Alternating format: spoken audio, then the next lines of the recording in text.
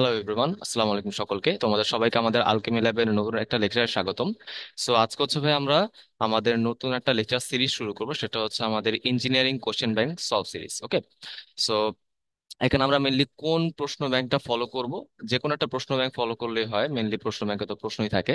But আমাদের accurate সলভের দিক থেকে উদ্ভাসের বইটা আমার কাছে বেটার মনে হয়েছে। ওকে। সো আমার মনে হয় যে এইটা ধরে তোমরা যদি A to Z পুরোটাই যদি সলভ করতে পারো, তাহলে তোমাদের মোটামুটি একটা স্ট্রং প্রিপারেশন হবে। এবং পাশাপাশি এদের কোশ্চেন ব্যাংকের সাথে কনসেপ্ট বুকটাও সলভ করা জরুরি। ওকে। তো মেনলি যদি আমাদের বেসিকটা খুব ভালো থাকে, কনসেপ্ট বুক হচ্ছে এত লাইন টু লাইন আমাদের পড়া দরকার নাই, বাট আমাদের প্রশ্নগুলো অনেক বেশি বেশি করে সলভ করতে হবে। ওকে। তো চলো আচ্ছা আমরা শুরু করি আজকে আমাদের গুণগত রসায়নের প্রথম ক্লাস। তো আজকে হচ্ছে বেসিক্যালি আমরা দ্রাব্যতার আগ পর্যন্ত এই টপিক গুলো একটু কাভার করার চেষ্টা করব। তো ভাই যেহেতু আমাদের এটা প্রশ্ন ব্যাংক সলভের সিরিজ, সো এখানে কিন্তু আমরা অত বেশি ডিটেলস নিয়ে মাথা ঘামাবো না, ঠিক আছে? যতটুকু আমাদের ডিটেলস জানা দরকার ততটুকু আমরা জানবো, দেন আমরা ডাইরেক্ট প্রশ্ন সলভের মধ্যে চলে যাব। ওকে। তো চলো আমরা স্টার্ট করি। আচ্ছা, প্রশ্নগুলো অবশ্যই হচ্ছে আমরা কোশ্চেন ব্যাংকের অ্যাকর্ডিং হচ্ছে বিভিন্ন টাইপে ভাগ করে নিছি। তো সেগুলো আমরা আগে একটু অল্প করে থিওরি আলোচনা করব, দেন হচ্ছে আমরা প্রশ্নের মধ্যে চলে যাব। আচ্ছা, প্রথম হচ্ছে আমাদের পরমাণু ও তার মূল কণিকা সমূহ। পরমাণুর কণিকাগুলোকে আমরা তিনটা ভাগে ভাগ করতে পারি। মানে ওদের যে মেইন কণিকাগুলো পাওয়া যায় তাদেরকে আমরা তিনটা ভাগে ভাগ করতে পারবো।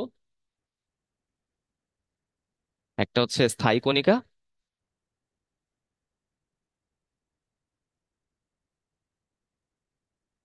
আর একটা হচ্ছে অস্থায়ী কণিকা বা আনস্টেবল পার্টিকেল, আর একটা হচ্ছে আমাদের কম্পোজিট কণিকা।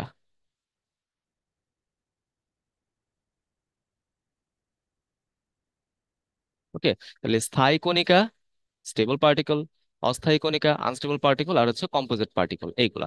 এখন স্থায়ীর মধ্যে আমরা কি কি পাবো? যেগুলো আমরা চিনি মেনলি, তাই না, যেগুলো আমরা দেখে থাকি বেশিরভাগ সময়, সেগুলো হচ্ছে কি প্রোটন, ইলেকট্রন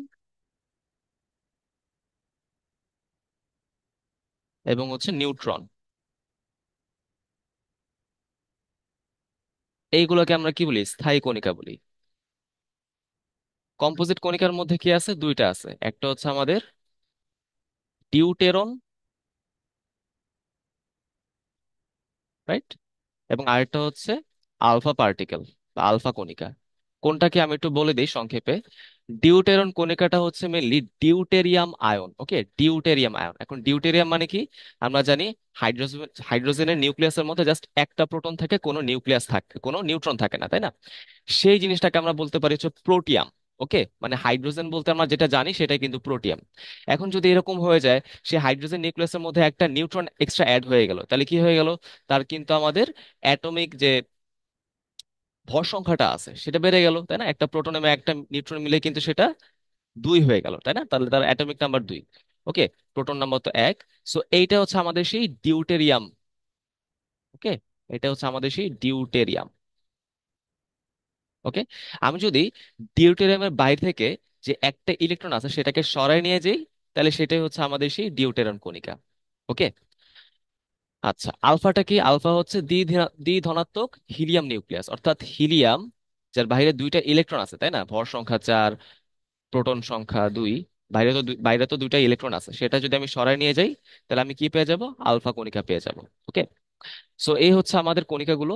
অস্থায়ী খুব একটা ইম্পর্টেন্ট না, জাস্ট তুমি মনে রাখতে পারো, মানে দুইটা মনে রাখতে পারলেই তিন নাম্বারটা মনে রাখা খুবই ইজি হয়ে যাবে। এটার মধ্যে কি আছে? পজিট্রন, তারপর ধরো হচ্ছে আমাদের পাইয়ন, এরকম।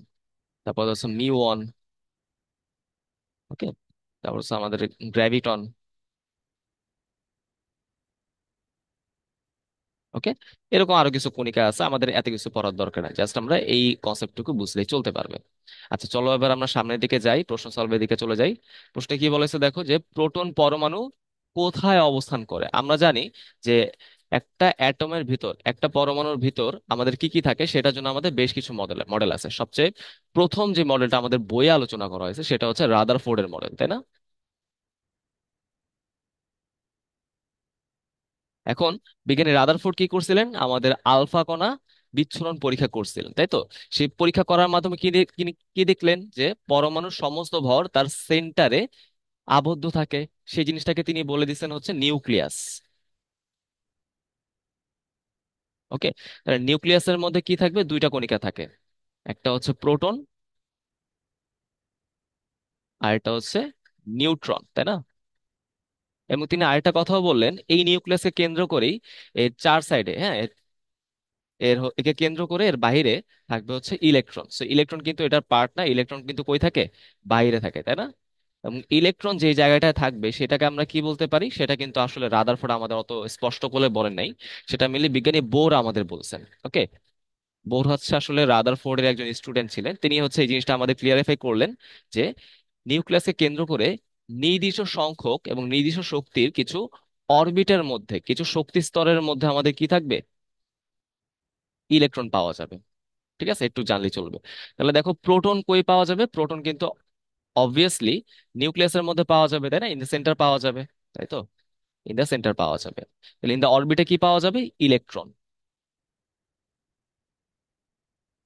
বুঝতে পারলাম। আচ্ছা, তো চলো আমরা আগাই। এরপর দেখো পরেরটা একটা কনসেপচুয়াল প্রশ্ন, যে কি বলেছে যে একটি মৌলের সকল নিরপেক্ষ পরমাণুর ক্ষেত্রে নিচের কোন তথ্যটি সঠিক?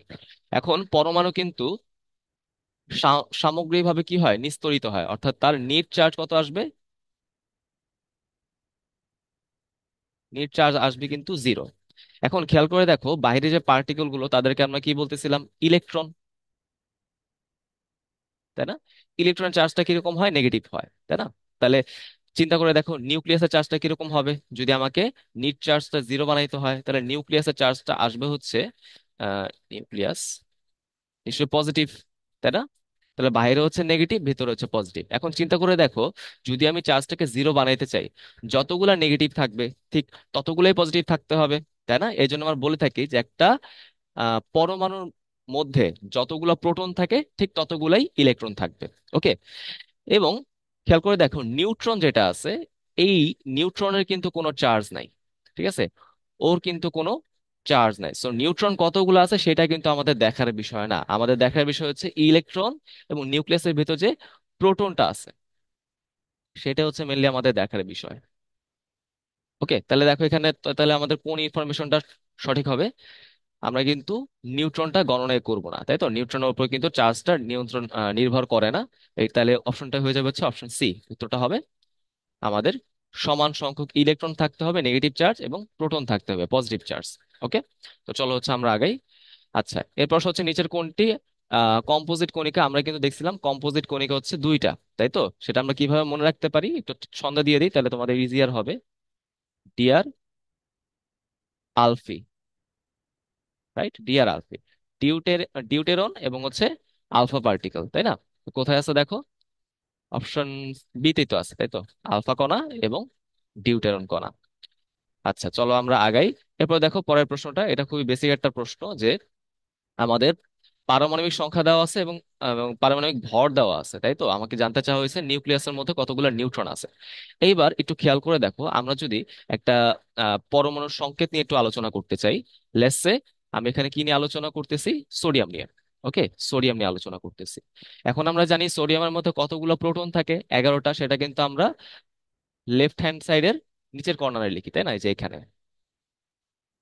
এবং এটার মধ্যে কতগুলো নিউট্রন আছে? 12টা। সো আমরা এই প্রোটন সংখ্যা এবং নিউট্রন সংখ্যাকে যোগ করলে কি পেয়ে যাব? অ্যাটমিক সংখ্যা বা ভর সংখ্যা, রাইট? তাহলে 11 এবং 12কে যোগ করলে আমি কত পাচ্ছি? 23। এই 23কে আমরা আপার হ্যান্ড কর্নারে লিখবো, তাই তো? এরকম হয়ে গেল। এখন চিন্তা করে দেখো সোডিয়াম যেহেতু একটা ধাতু, ধাতু কি করে? তার বাইরের শেলের ইলেকট্রন গুলোকে বের করে দেয়। এবং সোডিয়ামের বাইরে যেহেতু একটা ইলেকট্রন আছে, সে যদি বের করে দেয়, তাহলে সে ক্যাটায়নে কনভার্ট হয়ে যাবে। সেই চার্জটাকে আমরা কি করি? মাথায় লিখে দিই। ক্যাটায়ন হলে পজিটিভ চার্জ, অ্যানায়ন হলে নেগেটিভ চার্জ। সো এইভাবে হচ্ছে আমরা একটা সংকেত ডিটারমাইন করার চেষ্টা করি। ওকে, তাহলে এই সংকেত আমরা কি দেখতেছি? আপার হ্যান্ড কর্নারে কর্নারে আমাদের আছে হচ্ছে অ্যাটমিক নাম্বার, এবং লোয়ার হ্যান্ডে আছে হচ্ছে আমাদের প্রোটন নাম্বার। ওকে, আমি যদি অ্যাটমিক নাম্বার থেকে প্রোটন নাম্বার বিয়োগ করে দিই, আমি কি পেয়ে যাব? Neutron number, right?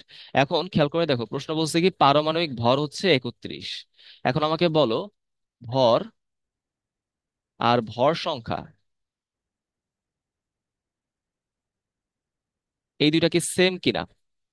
এই দুইটা কি সেম হবে? না, এই দুইটা কিন্তু সেম হয় না। বাট আমরা যখন প্রশ্ন পড়ি বা প্রশ্নের মধ্যে ইনফরমেশন দেখি, এই দুটোকে সবসময় কি ধরা হয়? সিমিলার ধরা হয়। এখন প্রশ্ন হচ্ছে কেন, কেন সিমিলার ধরা হবে সেটা আমি তোমাদের একটু এক্সপ্লেন করার চেষ্টা করি। এটা তুমি যদি এখন বুঝে যাও তাহলে কিন্তু আর কোনো সমস্যা হবে না ইনশাল্লাহ। দেখো, আমরা কিন্তু জানি যে 1 AMU, অ্যাটমিক মাস ইউনিট, এটা বলতে কি বোঝায়? কার্বন 12 আইসোটোপের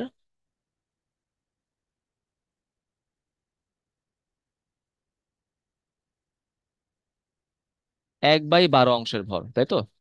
1/12 অংশের ভর, এইটার মান কত আসে? 1.6605 ইন্টু 10⁻⁻24 গ্রাম, তাই না? রাইট। অর্থাৎ আমি যদি কোনো পরমাণু প্রকৃত ভর জানি, সেটাকে এই ভরটা দিয়ে, এই মানটা দিয়ে যদি আমি ভাগ করে দিই, তাহলে আমি পেয়ে যাবো হচ্ছে আপেক্ষিক পারমাণবিক ভর, অথবা সংক্ষেপে আমরা পারমাণবিক ভর বলি, যেটা আমাদের পিরিয়ডিক টেবিলে লেখা থাকে। তাহলে যদি আমরা একটা অণু প্রকৃত ভরকে এই ভরটা দিয়ে ভাগ করে দিই, তাহলে আমি কি পেয়ে যাব? অণুর আপেক্ষিক আণবিক ভর, তাই না? বিষয়টা কিন্তু এরকম, বা সেটাকে আমরা সংক্ষেপে আণবিক ভর বলি। তাহলে খেয়াল করে দেখো, যেহেতু এখানে ভর এবং ভরের অনুপাত নিচ্ছে, এদের কিন্তু কোনো একক নাই। সো পারমাণবিক ভরে দেখো এখানে শুধুমাত্র 31 বলা, ওর কিন্তু কোনো একক থাকবে না। এখন এই ভরটা মেনলি কিসের জন্য আসে? প্রোটন এবং নিউট্রনের জন্য আসে। ইলেকট্রনের ভরটা কিন্তু খুবই সামান্য হয়, সেটা আমরা নেগলেক্ট করতে পারি। তাহলে চিন্তা করে দেখো, আমরা এখানে কি বলতেছি? সোডিয়ামের ভরটা হচ্ছে 23, তাই না? এখন প্রোটনের এবং নিউট্রনের ভর যোগ করলে তো আমি এখানে একটা সংখ্যা পাবো, সেটাকে আমি এই এম ইউনিটটা দ্বারা ভাগ করি, তো 23 পাচ্ছি। এটাই তো কনসেপ্ট। আচ্ছা, এবার একটু চিন্তা করে দেখি, একটা প্রোটনের ভর কত আসে? একটা প্রোটনের ভর আসা হচ্ছে 1.673 ইন্টু 10⁻⁻24 এত গ্রাম। তো একটু খেয়াল করে দেখো তো ভাইয়া, 1 AMU আর 1 প্রোটন, হ্যাঁ, একটা প্রোটনের ভর আর একটা এমইউ, এই দুটা মানকে প্রায় কাছাকাছি না? কাছাকাছি। এই জন্য আমি ধরতে পারি কি, 1P is equal two 1 AMU। ধরা যায় না, যেহেতু কাছাকাছি মান। প্রত্যেকটা প্রোটনের জন্য 1 AMU করে ভর বাড়তে থাকে। ঠিক আছে। আচ্ছা, আবার যদি আমি একটা নিউট্রনের ভরের চিন্তা করি, তাহলে সেটা কত আসে? 1.675 ইন্টু 10⁻⁻24 এত গ্রাম। ঠিক আছে, তাহলে একটু খেয়াল করে দেখো, এইটাও কিন্তু মোটামুটি এএমইউর প্রায় সমান, তাই তো? এমইউ ছিল 1.66, এটা হচ্ছে 1.67, প্রায় সমান না? প্রায় সমান কিন্তু। সো আমরা তাহলে চিন্তা করতে পারি, নিউক্লিয়াসে যদি একটা করে প্রোটন অ্যাড হয়, তাহলে তার ভর কিন্তু 1 AMU বাড়ে। একটা করে নিউক্লিয়াস অ্যাড হয়ে, একটা করে নিউট্রন অ্যাড হইলে 1 AMU কিন্তু ভর বাড়বে, তাই না? বিষয়টা কিন্তু এরকম। তাহলে চিন্তা করে দেখো, আমাদের এখানে ফসফরাসের, হ্যাঁ, ফসফরাসের প্রোটন হচ্ছে 15টা এবং নিউট্রন হচ্ছে 16টা, তাহলে মোট কত আসবে? 31। তাহলে প্রোটন, 15টা প্রোটনের ভর হচ্ছে 15 AMU, 16টা প্রোটনের ভর হচ্ছে 16 AMU, তাহলে আলটিমেটলি কত এমইউ ভর আসে? 31। তাহলে খেয়াল করে দেখো, তার অ্যাটমিক নাম্বার হচ্ছে 31 এবং তার আণবিক ভর হচ্ছে 31। এজন্য যদি আমাদের এক্সাক্ট করে ভর সংখ্যা না বলে দিয়ে ভর বলে দেয়, আমরা কিন্তু সেটাকে ভর সংখ্যা হিসেবে কাউন্ট করতে পারি। হ্যাঁ, থিওরিটিক্যাল ভাবে কিন্তু আমরা কাউন্ট করতে পারবো। ওকে। তাহলে এখানে যে ভরটা দেওয়া আছে, সেটা কিন্তু আমরা ভর সংখ্যা আকারে ধরতে পারি। ওকে। এখন দেখো এখানে কি বলা হয়েছে, যে আমাদের ভর সংখ্যা হচ্ছে 31, তাই না? আমি এখানে কিন্তু অলরেডি হিসাবটা করেই ফেলছি। তাও আমি বলে দিই, দেখো ভর সংখ্যা হচ্ছে 31, এবং পারমাণবিক সংখ্যা মানে কি? প্রোটন সংখ্যা, প্রোটন সংখ্যা কত? 15। তাহলে আমাদের নিউট্রন সংখ্যা কত আসবে? তুমি এই ফর্মুলা থেকে আসো, প্রোটনটাকে ওই পাশে নিয়ে গেলে A-P, which is equal two 16। এটাই আমাদের উত্তর। বুঝতে পারলাম, অপশন বি। আচ্ছা, তো চলো আমরা আগাই। এই প্রশ্ন হচ্ছে আমাদের পরের টাইপটা, সেটা হচ্ছে কি, আমাদের আইসোটোপ, আইসোটোন, আইসোবার, আইসো ইলেকট্রন। খেয়াল করে দেখো, এই আইসো শব্দটার মানে হচ্ছে সমান বা সেম, রাইট? তাহলে এখানে দেখো, একটা একটা করে শব্দের মধ্যে যদি আমরা যাই, তাহলে আইসোটোপ বলতে কি বোঝাবে? কিভাবে মনে রাখতে পারি? দেখো, নামটা শেষ হয়েছে আমাদের প দিয়ে, তার মানে বুঝতেই পারতেছি, যদি আমাদের প্রোটন নাম্বার সেম হয়ে যায়, প্রোটন নাম্বার যদি সেম হয়ে যায়, সেটাকে আমরা কি বলবো? আইসোটোপ বলবো। অর্থাৎ একাধিক পরমাণুর প্রোটন সংখ্যা বা পারমাণবিক সংখ্যা যদি একই হয়, তারা হচ্ছে একে অপরের আইসোটোপ। এরপর আসা হচ্ছে আইসোটোন।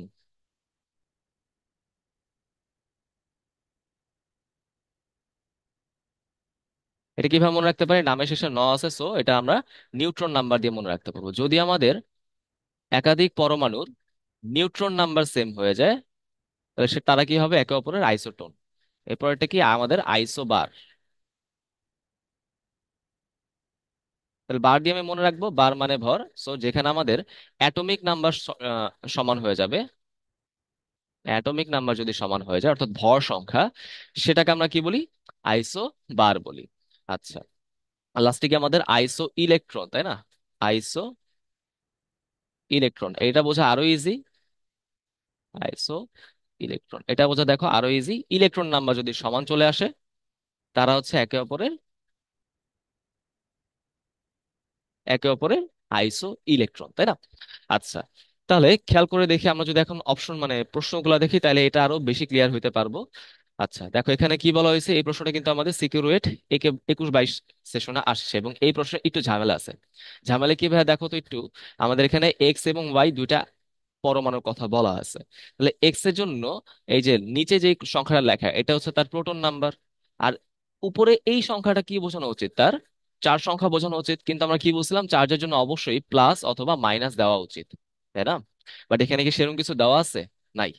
তাহলে এইটাকে কিন্তু আমরা চার্জ হিসেবে কাউন্ট করতে পারি না, কারণ আমি যদি এই এ এর মানটা +1 ধরি, তাহলে একরকম ক্যালকুলেশন। আবার যদি এটাকে -1 ধরি, তাহলে কিন্তু আরেক রকম ক্যালকুলেশন। ওকে, বুঝতে পারছি? আবার ধরো হচ্ছে এটাকে আমি যদি +2 ধরি, সেটা কিন্তু গ্রুপ 2 এর মৌল মৌল হয়ে যায়। আর -2 ধরলে সেটা কিন্তু গ্রুপ 16 এর মৌল হয়ে যায়। তার মানে আমাকে যদি এই মাথায় চার্জের প্রতীকটা যদি না দিয়ে দেয়, তাহলে কিন্তু আমাদের কাজ হবে না।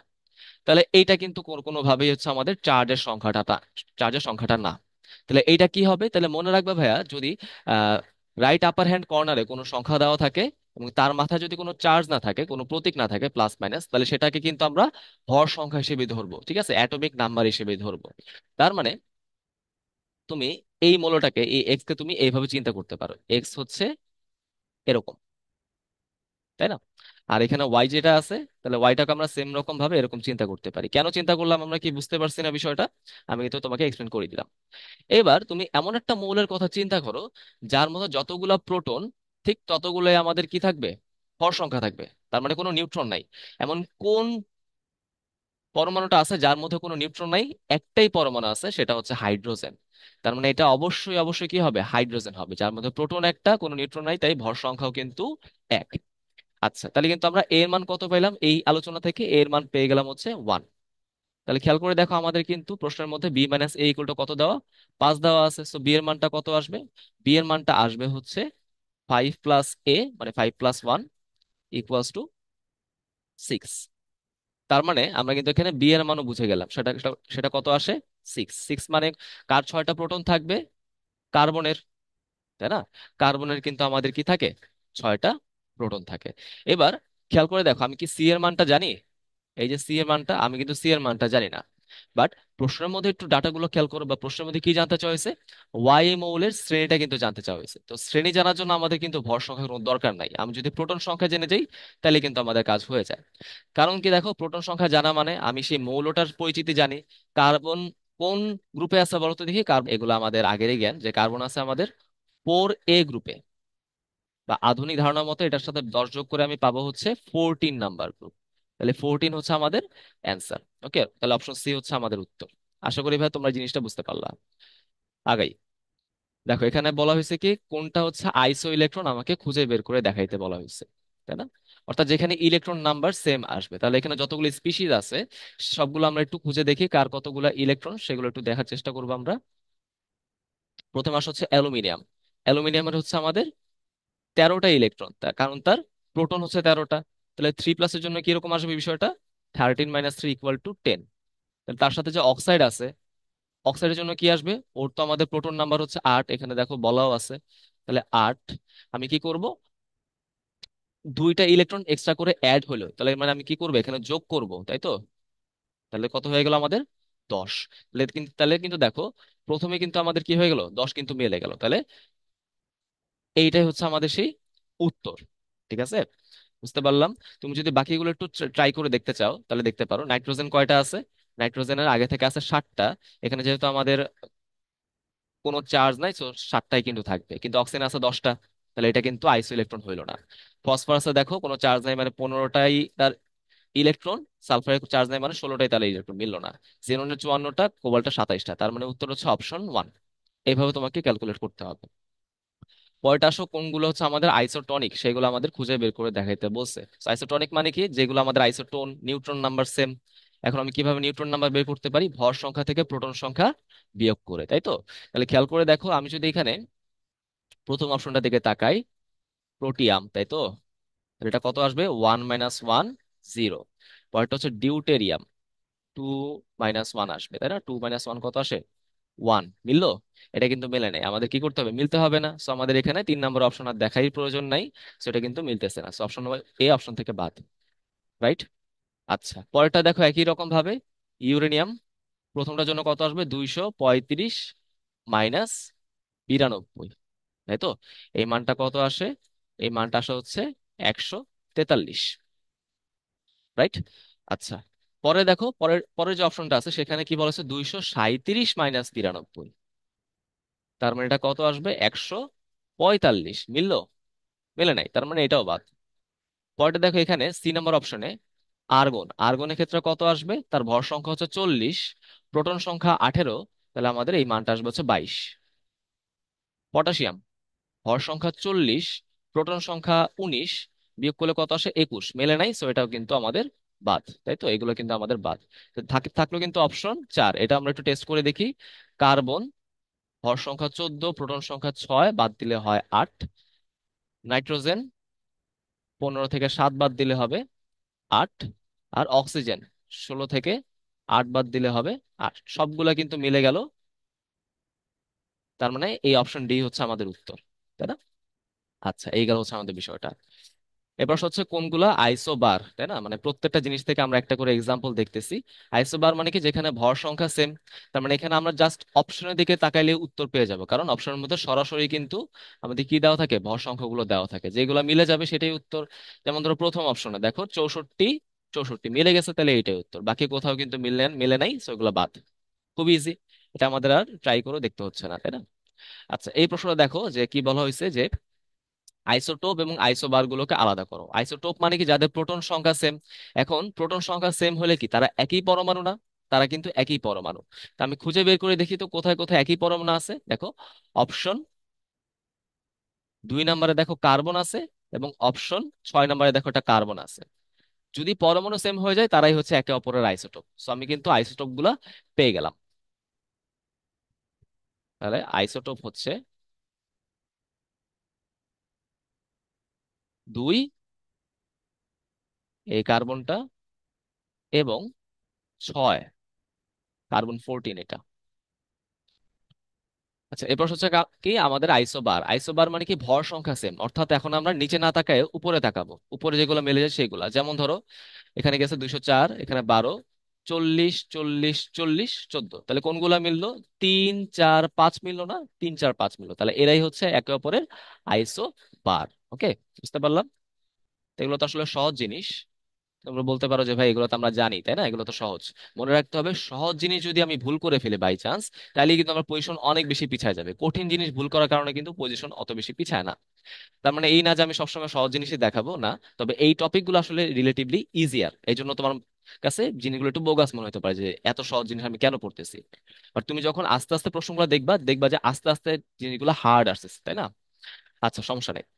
তাহলে এখানে কি আসবে? দেখো, এখানে আসলো হচ্ছে 3 নম্বরের আর্গন, আর্গন 40। 4 নম্বরের ক্যালসিয়াম 40, এবং 5 নম্বরের পটাশিয়াম 40। ওকে, এই হচ্ছে আমাদের উত্তর। চলো আমরা আগাই। টাইপ নাম্বার 3, এখানে কি বলা হয়েছে? কোয়ান্টাম সংখ্যা নিয়ে মেনলি আলোচনা করা হবে, তাই তো। কোয়ান্টাম সংখ্যা, ইলেকট্রনের ধারণ ক্ষমতা এবং অরবিটালের আকার আকৃতি। আচ্ছা, তো খেয়াল করে দেখো, আমি একদম শর্টে রিভাইজ করে দিই। কোয়ান্টাম সংখ্যা আমাদের কি কি ছিল? 4টা ছিল, তাই না? এন, প্রধান কোয়ান্টাম সংখ্যা; এল, সহকারী কোয়ান্টাম সংখ্যা; এম, ম্যাগনেটিক কোয়ান্টাম সংখ্যা; আর হচ্ছে এস, ঘূর্ণন কোয়ান্টাম সংখ্যা। তো এনটা কি? এনটা হচ্ছে মেনলি যে কোনো পূর্ণ সংখ্যা হইতে পারে, তাই না? 1 2 3 4 যে কোনো পূর্ণ সংখ্যা কিন্তু এখানে হইতে পারে। এন দিয়ে কি বোঝায়? কক্ষপথের আকার বোঝায়, সেটা কততম, ইলেকট্রনটা কততম শক্তি স্তরে আছে, তার মানে এটা দিয়ে আমরা কি বুঝবো? আকার বুঝবো, কক্ষপথের আকার বুঝবো। এলটা কি? এলটা হচ্ছে মেনলি অরবিটালের আকৃতি বুঝায়, বুঝতে পারছো? এবং এল এর মানটা কি হয়? 0 থেকে n-1 পর্যন্ত যতগুলা মান হয়। লেটস সে এন এর মান যদি ধরো, লেটস সে এন এর মান যদি 5 হয়, তাহলে এল এর মান কি আসবে? 0 থেকে শুরু করে তুমি 5-1 মানে 4 পর্যন্ত যাবা, তাহলে 1 0 1 2 3 4 এরকম হয় এল এর মান। ওকে, এটা দিয়ে কি বুঝাবে? অরবিটালের আকৃতি বুঝাবে। এবার হচ্ছে এম, ম্যাগনেটিক কোয়ান্টাম সংখ্যা। এটা দিয়ে কি বোঝায়? এবার এটা দিয়ে কি বোঝাচ্ছে? অরবিটালের সংখ্যা বোঝায়, বুঝতে পারছো? বা চৌম্বক ধর্ম তুমি বলতে পারো এখানে বোঝানো, বোঝাচ্ছে। বা মেনলি এখানে এটা দিয়ে আমরা অরবিটালের সংখ্যায় মেনলি বুঝতে পারি।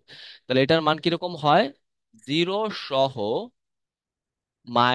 -L থেকে শুরু করে +L পর্যন্ত। ওকে, এটা দিয়ে মিললে আমরা অরবিটাল নাম্বার বুঝি, অরবিটাল নাম্বার বুঝি। কতগুলো অরবিটাল থাকতে পারে? যতগুলা আমাদের এম এর সংখ্যা আসবে ততগুলো অরবিটাল। যেমন ধরো, এল এর মান 0 হলে সেটা কোন অরবিটালকে ইন্ডিকেট করে? এস। এস এর জন্য এম এর মানটা কত আসে? 0। তাহলে এস এ কতগুলো অরবিটাল আছে? জাস্ট একটা, কারণ এখানে সংখ্যা কতগুলো আসছে? একটা। আচ্ছা, ওয়ান এর জন্য আমাদের কোন অরবিটালটা আসা উচিত? P orbital. এটার জন্য আমাদের মানগুলা কি হয় দেখো, 0 সহ -1 থেকে শুরু করে +1। তাহলে এখানে কি কি আছে? -1 0 +1। কতগুলো সংখ্যা আসলো বলো তো? তিনটা। সো আমাদের পিতে অরবিটাল কয়টা? তিনটা। একই রকম ভাবে ডিতে পাবো হচ্ছে 5টা, এফ এ পাবো হচ্ছে 7টা। রাইট? এই। আর এস দিয়ে কি বোঝায়? ঘূর্ণন কোয়ান্টাম সংখ্যা। আমরা মনে রাখবো হুন্ডের নীতি অনুযায়ী একটা অরবিটালে দুইটা ইলেকট্রন থাকতে পারবে, এবং দুইটা ইলেকট্রনের স্পিন কি হবে? পরস্পরের বিপরীতমুখী। তো একটা স্পিন যদি হয় আমাদের +12, আর একটা স্পিন কি হবে? -12। এবং সংখ্যাটা কেন হাফ সেই ব্যাখ্যায় আমি যাচ্ছি না, জাস্ট তুমি একটু মনে রাখলে চলবে। একটা যদি হয় +12, আপওয়ার্ড রোটেশন বা ক্লকওয়াইজ রোটেশন, আর এটা হচ্ছে -12 বা ডাউনওয়ার্ড রোটেশন বা অ্যান্টি ক্লকওয়াইজ রোটেশন। আচ্ছা, এবার হচ্ছে ইলেকট্রনের ধারণ ক্ষমতা। খেয়াল করে দেখো কিভাবে আমি এটাকে ক্যালকুলেট করতে পারি। আমরা এন বলতে কি বোঝাচ্ছিলাম? এন বলতে বোঝাচ্ছিলাম হচ্ছে অরবিট নাম্বার, তাই তো? কক্ষপথ সংখ্যা বা অরবিট নাম্বার। রাইট? আচ্ছা, এখন আমি যদি এটাকে স্কোয়ার করে দিই, তাহলে আমি কি পেয়ে যাব? সুন্দর মতো অরবিটাল নাম্বার পেয়ে যাব। আর যদি এটার সাথে 2 দিয়ে গুণ করে দিই, তাহলে কি পাবো? আমি কি বলছিলাম ভাইয়া? প্রত্যেকটা অরবিটালে দুইটা করে ইলেকট্রন থাকতে পারে। সো এন স্কোয়ার অরবিটালে কতগুলো ইলেকট্রন থাকবে? 2n²। সো এটা হচ্ছে আমাদের ইলেকট্রন নাম্বার, ওই শক্তি স্তরে কতগুলা ইলেকট্রন থাকতে পারে। ওকে, বুঝতে পারলাম। আচ্ছা, এবার হচ্ছে কোনটার আকৃতি কিরকম হয়? এস এর আকৃতি হয় স্ফিরিক্যাল বা গোলাকার, গোলকের মতো, ফুটবলের মতো। পি এর আকৃতি হয় ডাম্বেল আকার। ডি এর আকৃতি হয় ডাবল ডাম্বেল আকার, তাই না? এই তিনটা পড়লে আমাদের চলে। এফটা তুমি ট্রিপল ডাম্বেল বলতে পারো, বাট এটা কিন্তু একটু ঝামেলা আছে, তো আমাদের সিলেবাস অত কিছু নাই, জাস্ট তুমি একটু জানলেই চলবে। আচ্ছা, এবার দেখো হচ্ছে এই ধরনের প্রশ্ন অনেক বেশি আসে। তোমাদের প্রিলিতে এই ধরনের প্রশ্ন অনেক বেশি আসবে, সিকের ওইটা আসে, ঢাবিতে আসে, যে নিচের কোন কোয়ান্টাম সংখ্যার সেটটা সম্ভব না বা অনুমোদনযোগ্য নয় বা সঠিক নয়। এখানে আমরা হচ্ছে এখানে যে ভ্যালুগুলো আমরা এখানে দেখছিলাম, এই ভ্যালুগুলো দিয়ে আমরা একটু চিন্তা করার চেষ্টা করব। ওকে, যেমন ধরো এখানে কি আছে আমাদের? এন এর মান 1 থেকে 4-এর মধ্যে আছে। আমি এইগুলোর জন্য আসলে কি কি মান আসা পসিবল সেগুলো দেখাই। দেখো, এন এর মান কি আছে? 1 2 3 এবং হচ্ছে 4। এখন আমি যদি এখান থেকে এল এর মানগুলো দেখা শুরু করি, তাহলে এল এর মান কি আসবে? এন এর মান যখন 1, এল এর মান আসে হচ্ছে জাস্ট 0। n-1 মানে 0 0, তাই তো? রাইট? আচ্ছা, এর জন্য আমাদের এম এর মান কত আসবে? এল যখন 0, এম তখন 0, তাই না? আর এস এর মান কিন্তু আমাদের +12 অথবা -12 আসতেই পারে, ওইটা কোনো সমস্যা না। আমাদের মানে এন, এল, এম এগুলো দেখতে হবে। এন এর মান যখন 2, এল এর মান কি আসতে পারে? 0 আসতে পারে, আবার 1ও আসতে পারে। তো জিরো কাহিনী কিন্তু আমরা অলরেডি দেখে ফেলছি। ওয়ানের জন্য কি আসবে? -1 0 +1, তাই না? এস এর কাহিনী আমরা দেখছি। থ্রি এর জন্য কি আসবে দেখো, এই যে আমি একটু দাগ দিয়ে দেখাই তাহলে আরো ভালো বুঝতে পারবা। থ্রি এর জন্য আসতে পারে 0, আসতে পারে 1, এবং আসতে পারে হচ্ছে 2। জিরোর কাহিনী আমরা দেখছি, ওয়ানের কাহিনী দেখছি। টু এর জন্য কি আসবে? -2 -1 0 +1 এবং +2। এস এর কাহিনী কিন্তু আমরা দেখছি, +হাফ -হাফ। তো দেখো, ফোর এর জন্য কি আসবে? একই রকম ভাবে চারটা মান আসবে, 0 থেকে শুরু করো, 0 1 টু এবং হচ্ছে লাস্টে থ্রি। তো 0 1 2 কিন্তু আমরা অলরেডি দেখে ফেলছি, আর দেখার দরকার নেই। থ্রির জন্য কি আসবে? -3 থেকে তুমি স্টার্ট করো, -3 -2 -1, 0 +1 +2 এবং +3। ওকে, সেরকম হয় বিষয়টা। তাহলে এখন আমরা একটু মিলিয়ে দেখার চেষ্টা করি তো কিরকম কিরকম হয়। তাহলে এন এর মান যখন 1, হ্যাঁ, এল এর মান তখন 0 হবে, এম এর মানও 0 হবে, এস হচ্ছে প্লাস মাইনাস যে কোনো একটা হইতে পারে, এটা কিন্তু সঠিক। ওকে, আমাদের বের করতে হবে কি কোনটা ভুল। এন এর মান 2 হলে এল এর মান 1 পসিবল, তাই না? এল এর মান 1 হলে এম এর মান 0 +1 পসিবল, রোটেশন +1/2 পসিবল, এটাও ঠিক আছে। এন এর মান 3 হলে এল এর মান 2 পসিবল, -2 পসিবল, -1/2 পসিবল, এটাও ঠিক আছে। এন এর মান 3 হলে 0 পসিবল, 0 পসিবল, কিন্তু এল এর মান যদি 0 হয় এম এর মান অবশ্য কত আসবে? 0 আসবে, অন্য কোনো মান আসার পসিবিলিটি নাই, তার মানে এটা কিন্তু ভুল। তাহলে এইটাই হচ্ছে আমাদের সেই উত্তর, ভুলটাই আমাদের দেখাইতে বলছে। ওকে, তাহলে এই গেল হচ্ছে আমাদের বিষয়টা। তুমি চাইলে এই অপশনটা চেক করতে পারো, এটা কিন্তু ঠিক আছে। বুঝতে পারলাম। আচ্ছা, তাহলে চলো আমরা আগাই। এবার এই প্রশ্ন একটু খেয়াল করে দেখি যে কি বলা হয়েছে, যে ক্লোরিনের 14তম ইলেকট্রনের আমাদের 4টি কোয়ান্টাম সংখ্যার সেট পূর্ণ, সঠিক সেট কোনটা? এই জন্য আমাদের কি জানতে হবে? ক্লোরিনের ইলেকট্রন বিন্যাস জানতে হবে। তো আমরা কিন্তু ভাই ইলেকট্রন বিন্যাসের বেশ কিছু নিয়ম অলরেডি জানি, আমাদের স্লাইডের মধ্যে আছে, তা আমি বলে দিই, দেখো। 1s2, 2s2, 2p6, এই যে 10টা হয়ে গেল। 3s2, 3p5, এই যে 17টা হয়ে গেল। তাহলে খেয়াল করে দেখো, আমাদের লাগবে কিন্তু 14তম ইলেকট্রনেরটা। তাহলে ইলেকট্রন আমি কিভাবে কাউন্ট করতে পারি? যেভাবে প্রবেশ করাইছি সেভাবে আমি কাউন্ট করব। যেমন প্রথম দুইটা এখানে চলে গেল, 3 আর 4 এখানে চলে গেল, তারপর হচ্ছে 5 থেকে 10 এখানে চলে আসে, তাই না? 1 2 3 4 5 6 10 এখানে চলে আসলো। 11 12 হচ্ছে এস এর মধ্যে চলে আসলো, এবং 13 থেকে বাকিগুলা কিন্তু এখানে আছে, তাই না? খেয়াল করে দেখো, 13, 14, 15, 16, 17, তাহলে 14 কোনটা? এইটা হচ্ছে আমাদের সেই 14th ইলেকট্রন, তাই তো? 14th electron. ওকে, এখন তাহলে আমাকে বলো, এই 14th ইলেকট্রনের জন্য আমাদের কি কি কোয়ান্টাম সংখ্যা আসবে? এটার জন্য কি কি কোয়ান্টাম সংখ্যা আসা উচিত? এটা কোন শক্তি স্তরে আছে বলো তো দেখি? 3 নাম্বার শক্তি স্তরে। সো এন এর মান আসবে 3। কোথায় আছে? পি অরবিটালে। পি এর জন্য এল এর মান আসবে 1। কোথায় আছে সেটা? মাঝখানে আছে। মাঝখানে থাকলে সেটাকে আমরা জিরো বলি, বাম দিকের গুলো নেগেটিভ, ডান দিকের গুলো পজিটিভ। তাহলে এম এর মান 0, এবং আপওয়ার্ড রোটেশন মানে কি? সেখানে এস এর মান হচ্ছে +1/2। দেখে এটা কোথায় মিলে গেল? আহ এই যে D নাম্বার অপশন, তাই না? 310 +1/2, এটাই আমাদের উত্তর। চলো আমরা আগাই। আচ্ছা, পরের প্রশ্নটা কি বলা হয়েছে একটু খেয়াল করি, যে এফ অরবিটালে সর্বমোট কতগুলো ইলেকট্রন ধরতে পারে, তাই তো? আমরা কি দেখছিলাম ভাইয়া, এস এর মধ্যে কয়টা অরবিটাল আছে? এস এর মধ্যে আমাদের অরবিটাল আছে একটা, তাই না? এগুলো কিন্তু আমরা অলরেডি আলোচনা করে ফেলছি। পি এর মধ্যে আছে কয়টা? 3টা। ডি এর মধ্যে আছে 5টা। এফ এর মধ্যে আছে 7টা। ওকে, তাহলে তুমি যদি এখানে ইলেকট্রন সংখ্যা কাউন্ট করতে চাও, উন্ডে নীতি অনুযায়ী আমরা অলরেডি জানি প্রত্যেকটা অরবিটাল 2টা করে ইলেকট্রন আছে, সো 2 দিয়ে গুণ করে দাও। এখানে আসবে 2টা, এখানে আসবে 6টা, এখানে আসবে 10টা, এখানে আসবে 14টা। তাহলে এফ এর মধ্যে কয়টা ইলেকট্রন থাকবে? 14টা। অপশন সি হচ্ছে আমাদের উত্তর। চলো আগাই। একটি পরমাণুর পঞ্চম শক্তি স্তরে কতগুলো ইলেকট্রন ধারণ করতে পারবে? শক্তি স্তর যদি এন হয় তাহলে আমাদের সর্বোচ্চ ইলেকট্রন ধারণ ক্ষমতা কিন্তু 2n²। এর চেয়ে কমও কিন্তু ইলেকট্রন থাকতে পারে, ডাজেন্ট ম্যাটার, বাট এর চেয়ে বেশি কিন্তু ইলেকট্রন থাকবে না। সো এন এর মান হচ্ছে এখানে 5। সো এটার মান কত আসবে? 50। তাহলে 50 হচ্ছে উত্তর। ঠিক আছে, খুবই ইজি প্রশ্ন। আচ্ছা, পয়টা দেখি ভাইয়া, 4D উপশক্তি স্তরের জন্য আমাদের NLM এই মানের তালিকা করতে বলা হয়েছে। সো আমাদের 4D মানে কি? এখানে এন এর মান আসবে হচ্ছে 4, প্রধান শক্তি স্তর। এল এর মান কত? 0 এর জন্য, এস এর জন্য 0, পি এর জন্য 1, ডি এর জন্য 2, তাই না? তাহলে এখানে আসবে 2। আচ্ছা, ঠিক আছে। আর এম এর মান কত আসবে?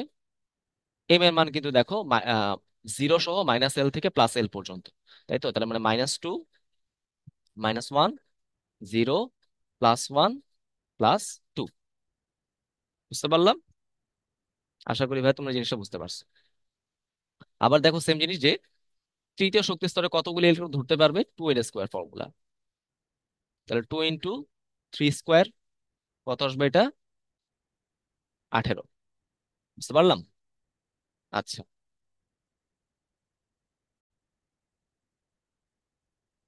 চলো আমরা আগাই। এরপর হচ্ছে আমাদের ইলেকট্রন বিন্যাসের নীতি বা নিয়মগুলো।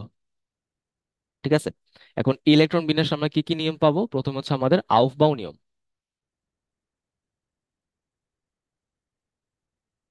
ওকে, আউফবাউ মানে কি ভাইয়া বলো তো দেখি? বিল্ডিং আপ, অর্থাৎ আমাদের ইলেকট্রনগুলো প্রবেশ করার সময় সবসময় নিম্নতর শক্তি স্তর থেকে পূরণ করে করে করে করে উচ্চতর শক্তি স্তরে প্রবেশ করবে। ওকে, বিষয়টা কিন্তু এরকম। সো আউটবাউন্ড নীতির জন্য আমরা কিন্তু একটা চার্ট পড়ছিলাম যে 1s, তারপর ধরো 2s, 2s এর পর হচ্ছে আমাদের 2p, তাই না? এইভাবে করে আমরা কিন্তু একটা চার্ট সম্পর্কে শিখছি। তারপর ধরো হচ্ছে 4s, 4p, 4d, 4f, last হচ্ছে 5s। আর লাগে না। তার প্রথম ইলেকট্রন কোথায় যাবে? নিম্ন শক্তি যে অরবিটালটা আছে 1s, সেখানে। তারপর যাবে হচ্ছে 2s, দেন হচ্ছে আমাদের পিতে যায়, 2p তে যায়, 2p পর 3s, 3s এর পর 3p, 3p এর পর 4s, 4s এর পর হচ্ছে 3d, 3d পর 4p, 4p পর 5s, এরপর আবার 4d তে যায়। ওকে, বিষয়টা কিন্তু এরকম। আচ্ছা, সো আউটবাউ নিয়ে কিন্তু আমাদের এত বেশি মাথা ব্যথার কোনো বিষয় নাই। এবার হচ্ছে আমাদের পরবর্তীতে কি আছে? হুন্ডের নীতি। সো হুন্ডের নীতির একটা ব্যবহার কিন্তু আমরা অলরেডি দেখে ফেলছি, যে একটা অরবিটালে সর্বোচ্চ দুইটা ইলেকট্রন থাকতে পারে। বাট তুমি যদি বই থেকে একটা ডেফিনেশনটা পড়ো, তাই দেখবে কি এখানে লেখা আছে যে কোনো একটি পরমাণুতে ইলেকট্রনগুলো সমশক্তি সম্পন্ন অরবিটালে প্রবেশের সময় সর্বোচ্চ সংখ্যক অযুগ্ম অবস্থা থাকতে চায়। তার মানে প্রথমে কি করবে? তিনটা অরবিটাল থাকলে হচ্ছে 1 2 3, এবার পূর্ণ করে 4 নাম্বারটা আবার প্রথম অরবিটালে আসবে। মানে ওই যে আমাদের বক্স মেথড আমরা যেভাবে ইলেকট্রনগুলো প্রবেশ করাইতাম সেটাই। আর লাস্টে কি আমাদের পাউলির বর্জন নীতি। পাউলির বর্জন নীতি, এটা কি বলা হয়েছে? এটা বলা হয় যে কোনো একটি পরমাণুতে যে কোনো দুইটি ইলেকট্রনের চারটি কোয়ান্টাম সংখ্যা কখনো হুবহু মিলে যেতে পারে না। এটাকে আমরা 1 2 4 রুলও বলতে পারি। আচ্ছা, ওইগুলো কোনো সমস্যা না, জাস্ট তুমি রিডিং করে রাখবে যদি তোমার পড়া না থাকে। এবার আমরা একটু আহ জিনিসগুলার ব্যাখ্যা দেখার চেষ্টা করব। আচ্ছা, এবার আসো এখানে আমরা একটা প্রশ্ন দেখা সলভ করি। হ্যাঁ, এটা হচ্ছে আমাদের সেই অঙ্ক। এই অঙ্কটা আমরা একটু দেখার চেষ্টা করি। কি বলা হয়েছে প্রশ্নটার মধ্যে? ইলেকট্রন বিন্যাস দেওয়া আছে একটা মৌলের, এবং সেই মৌলের একটা ভর দেওয়া আছে। এই ভরের মধ্যে কতগুলো ইলেকট্রন থাকে সেটা কিন্তু আমাকে জানতে চাওয়া হয়েছে। ওকে, তো প্রথম কথা হচ্ছে এখানে যে মৌলটা দেওয়া আছে সেই মৌলটা কি আমাদের জানতে হবে, তাই না? রাইট। তাহলে একটু খেয়াল করে দেখি যে এই মৌলটা আসলে কি হইতে পারে। তুমি যদি ইলেকট্রন গুনো তাহলে কিন্তু কাজ হয়ে যাবে। 2 2 4, 4 6 10, 10-এর সাথে কত? 17, অর্থাৎ এখানে কিন্তু ক্লোরিনের কথা বলা হয়েছে। ওকে, ক্লোরিনের কথা বলা হয়েছে। আচ্ছা, এখন বলা হয়েছে কি এই ক্লোরিনের এত পরিমাণ গ্রামে, এত গ্রাম ভরে, হ্যাঁ, কতগুলো ইলেকট্রন আছে সেটা আমাকে বের করতে বলা হয়েছে। তাহলে একটু খেয়াল করে দেখো, আমরা কিন্তু জানি যে ক্লোরিনে যেহেতু আমাদের এখানে 17টা করে ইলেকট্রন আছে, তার মানে আমি বলতে পারবো কি 1 মোল ক্লোরিনে ইলেকট্রন কতগুলো আছে? 17 মোল। বলা যায় না? বলা যায় কিন্তু। আচ্ছা, এখন 1 মোল ক্লোরিনের ভর কত বলো তো দেখি? 1 মোল ক্লোরিনের ভর হচ্ছে 35.5। এভাবে এভাবে আমরা ক্যালকুলেট করে নিই, তাই না? সেটা তুমি বলতে পারো হচ্ছে 35.5 গ্রাম ক্লোরিনে আমাদের ইলেকট্রন থাকবে হচ্ছে 17 মোল, তাই না? এখন মোলের হিসাবটা কিরকম হয় আমরা জানি, অ্যাভোগাড্রো সংখ্যা সংখ্যা দিয়ে গুণ দিলেই সেটা কিন্তু কনভার্ট হয়ে যাচ্ছে অনুপরমাণু আয়নে, তাই না? যেহেতু এখানে ইলেকট্রনের সংখ্যা নিয়ে আমি চিন্তা করতেছি, সো 17 মোলকে আমি যদি অ্যাভোগাড্রো সংখ্যা দিয়ে গুণ করে দিই, তাহলে আমি ইলেকট্রনের সংখ্যা পেয়ে যাব। তাহলে এতটি ইলেকট্রন, এগুলো আমরা তুমি বলতে পারো যে আমরা যখন পরিমাণগত রসায়ন পড়বো তখন আরো বিস্তারিত পড়বো, ঠিক আছে? সমস্যা নেই। আচ্ছা, এখন আমরা জাস্ট ঐকিক নিয়ম করব। 35.5 গ্রামে থেকে এত, একে কত, আর এখানে যেটা দেওয়া আছে 6.24078 ইন্টু 10⁻⁻23, এত গ্রাম ক্লোরিনে কত আসবে? তাহলে আমি যদি এখানে মানটা ক্যালকুলেট করে ফেলি তাহলে আমাদের কাজ হয়েছে, দেখো 17 × 6.02 ইন্টু 10⁻23 ইন্টু এই মানটা 6.24 এই পর্যন্ত নিলাম। তুমি হচ্ছে পুরো মানটাই বসাবা, ডিভাইডেড বাই 35.5। ওকে, এতটি। রাইট। আচ্ছা, সো এখানে আলটিমেটলি আমাদের মানটা আসে হচ্ছে মোটামুটি 18-র কাছাকাছি। তাহলে 18টা ইলেকট্রন আমি এখানে পাবো। ওকে, তাহলে উত্তর হচ্ছে অপশন ডি। বুঝতে পারলাম। আচ্ছা, তো চলো আমরা আগাই। দেখো এখানে কি বলা হয়েছে, নিচের কোন কোয়ান্টাম সংখ্যার সেটের মধ্যে সবচেয়ে বেশি পরিমাণ শক্তি আছে। এখন শক্তির হিসাব করা হয় মেনলি ম্যাডিল্যাংয়ের নীতি দিয়ে। ম্যাডি ল্যাং নীতি। তো ম্যাডি ল্যাং নীতি হচ্ছে আসলে আউফবাউন নীতির একটা প্র্যাকটিক্যাল রূপ। ওইখানে বলা হয়েছে কি, আউফবাউন নীতি অনুযায়ী আমি দেখতে পারি ইলেকট্রন গুলো কিন্তু আগে হচ্ছে 1s এ যায়, 2s এ যায়, তাই না? এভাবে করে কিন্তু আমরা একটা সিকোয়েন্স দেখছিলাম। সেখানে আমরা একটা জিনিস স্পেসিফিক্যালি দেখতে পারি যে 3p-র পর ইলেকট্রনটা কিন্তু 3D-তে যায় না। কোথায় যায়? 4s এ যায়। 4s এর পর সেটা 3D-তে যাবে, তাই না? তার মানে ইলেকট্রন ইলেকট্রন কিন্তু কখনোই হচ্ছে 1 ফিল আপ করে 2, তারপর 3, তারপর 4 এরকম ভাবে হয় না। সে আগে খুঁজবে হচ্ছে কম শক্তির অরবিটাল কোনটা, সেটা আমি ফিল আপ করে আমি বড় শক্তির অরবিটালে যাব। সে কোন শক্তি স্তর আছে সেটা আমাদের দেখার বিষয় না। সো বিজ্ঞানী ম্যাডিল্যাং এই জিনিসটা খেয়াল করে তিনি বললেন, যদি আমাদের n+l এই মানটা যদি ছোট হয়, তাহলে ওই অরবিটালের এনার্জিও কম। এই মানটা বড় হলেও ওই অরবিটালের এনার্জিও বেশি, তাই না? বিষয়টা কিন্তু এরকম, রাইট? যেমন ধরো হচ্ছে তুমি বলতে পারো এখানে 3p, 3pর জন্য মানটা কত আসবে? n এর মান 3, l এর মান এখানে কত? 1, তার মানে 4, রাইট? এরপর দেখো 4s, 4s এর জন্য কত আসবে? n এর মান 4, s এর মানের জন্য l এর মান 0, তার মানে 4। আর 3 এর জন্য সেটা কত আসে বলো তো? n এর মান 3, d হলে l এর মান 2, মানে 5। তাহলে এখানে একটু খেয়াল করে দেখো, তুমি যদি থ্রিডি থ্রিডি আর 4s এর কথা যদি চিন্তা করে দেখো, 4s এর সংখ্যাটা ছোট, 3D সংখ্যাটা বড়। যেহেতু আমাদের 4s এর সংখ্যাটা ছোট, এটার মধ্যে এনার্জি কম, তাহলে কিন্তু আগে ইলেকট্রন কোথায় আসবে? এই দুটার মধ্যে, 4s। আবার তুমি যদি 3p আর 4s এর মধ্যে চিন্তা করে দেখো, দুটা সংখ্যা কিন্তু কি চলে আসলো? সমান সমান চলে আসলো, তাই না? এখন সমান সমান চলে আসলে কি হবে? আমি দেখবো হচ্ছে মেনলি এন এর মান। এন এর মান যার ছোট তার এনার্জি কম। তাহলে যদি এখানে এন এর মানটা 3p-র জন্য 3 হয়, 4s এর জন্য 4 হয়, কোনটা ছোট? 3p ছোট। তার মানে ইলেকট্রন 4s আসার আগে কোথায় আসবে? 3p-তে আসবে। ঠিক আছে, তাহলে আমরা জিনিসটাকে বুঝতে পারলাম। সহজ জিনিস। আচ্ছা, তাহলে আমরা এখানে এখানে জাস্ট n+lটা দেখবো, তাহলে আমাদের কাজ হয়ে যাবে, তাই না? আচ্ছা, দেখার চেষ্টা করি। এখানে কত আসে? 4+0, which is equal to 4। B নাম্বারে দেখো 4+0 মানে 4, 3+0 মানে 3, 3+1 মানে 4, এবং 3+2 মানে 5। তাহলে সবচেয়ে কম কিন্তু এই 3 আসলো, তাই তো? এবং সবচেয়ে বেশি কোনটা আসলো? 5 আসলো। আমাদের জানতে চাওয়া হচ্ছে সবচেয়ে বেশি কোনটা, তাহলে উত্তর হচ্ছে অপশন ই। চলো আমরা আগাই। আচ্ছা, এখন বলছে কি এখানে আমাদের স্ট্যানামটা, তাই তো, 50, যেটা যার পারমাণবিক সংখ্যা 50, তাকে তুমি শনাক্তকরণ করো, তাই না? এখন এখানে কিন্তু তুমি চাইলেই 50টা ইলেকট্রন কোথায় আছে গুনে গুনে বের করে ফেলতে পারবা, তাই না? খুব ইজি।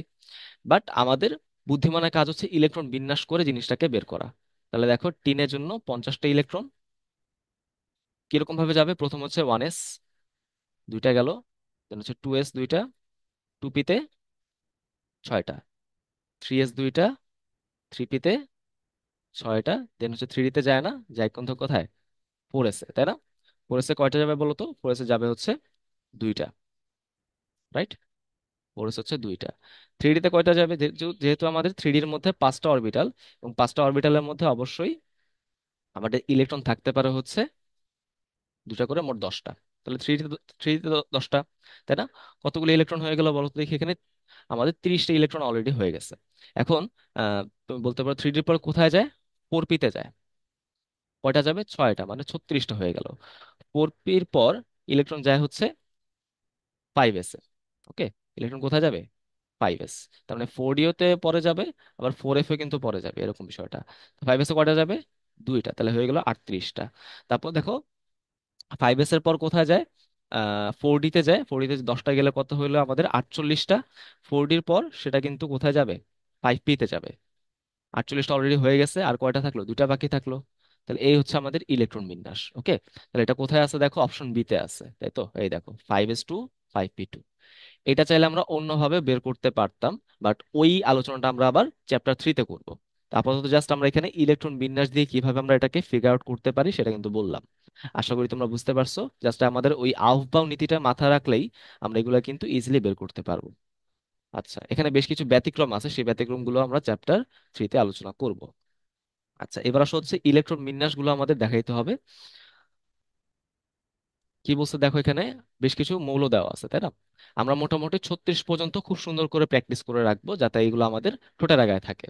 এর বড় যদি দিয়ে দেয়, লেটসে আমাদের যদি পোলোনিয়াম দিয়ে দিল 84, সেটা আমি কিভাবে সলভ করতে পারি? লেটসে আমাদের রুবিডিয়াম দিয়ে দিল, বা ধর হচ্ছে আমাদের রেডন দিয়ে দিল, তাই না, আমাদের জেনন দিয়ে দিল, এগুলো তো অনেক বড় বড় সংখ্যা। সেগুলো আমি কিভাবে সলভ করতে পারবো সেগুলো আমরা কিন্তু পরে দেখবো, আজকে দেখবো না। তো আজকে হচ্ছে আমাদের জাস্ট বেসিক যে আমরা ইন্টারমিডিয়েটে পড়ছিলাম বা 9 10-এ পড়ছিলাম 36 পর্যন্ত, সেগুলো দিয়ে আমরা কিন্তু আজকে প্রবলেমগুলো সলভ করতে পারবো।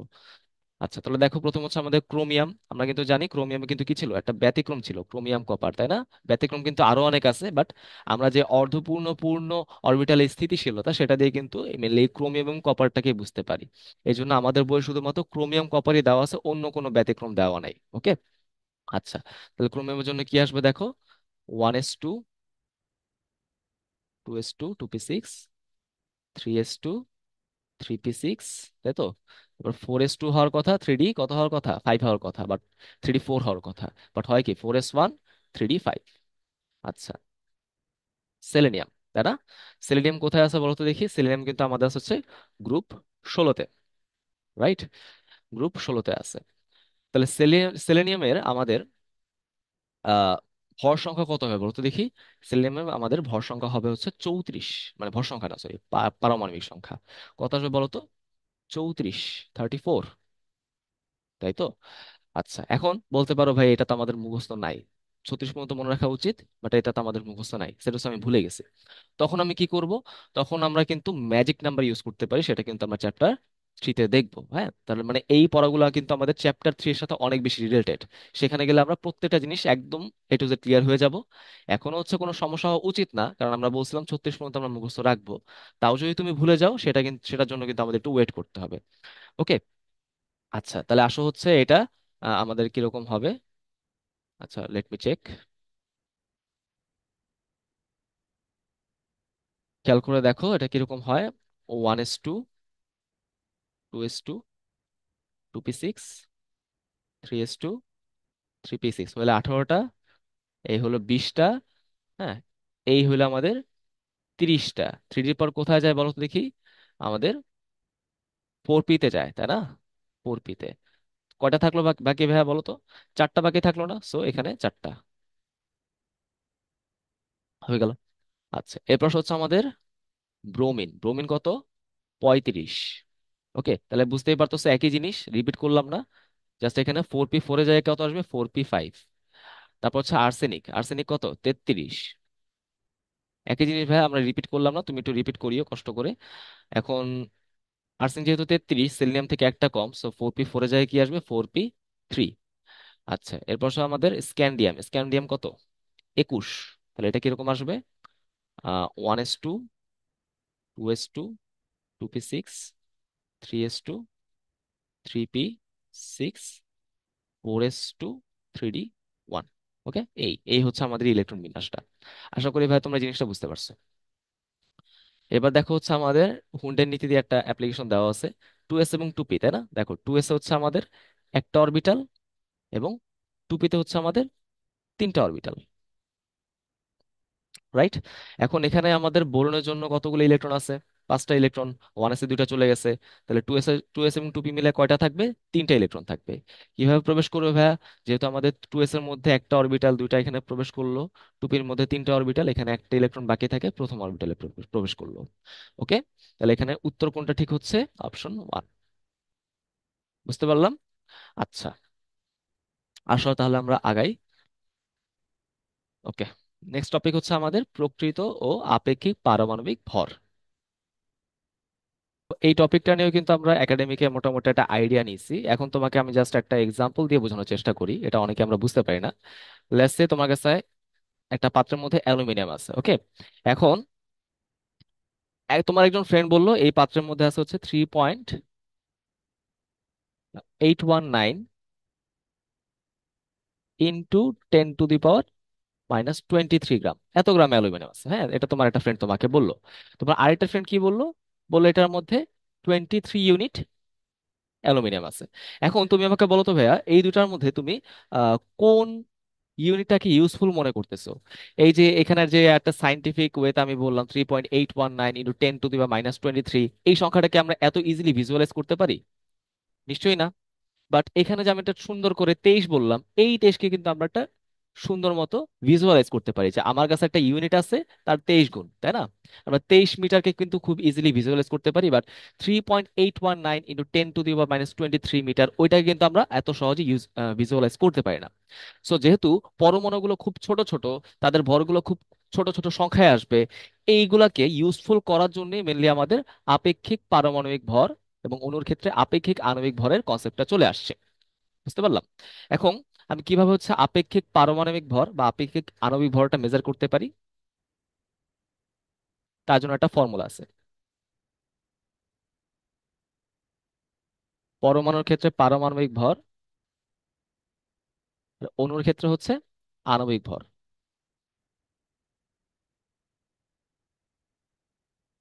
খুব ইজিলি আমি যদি এটাকে এর প্রকৃত ভরকে, মানে আসলেই সেটার ভর যত, তাকে যদি একটা ইউনিট মান দিয়ে ভাগ করে দিই, একটা আদর্শ মান দিয়ে ভাগ করে দিই, তাহলে হচ্ছে আমরা একটা আপেক্ষিক বা রিলেটিভ মান পেয়ে যাব।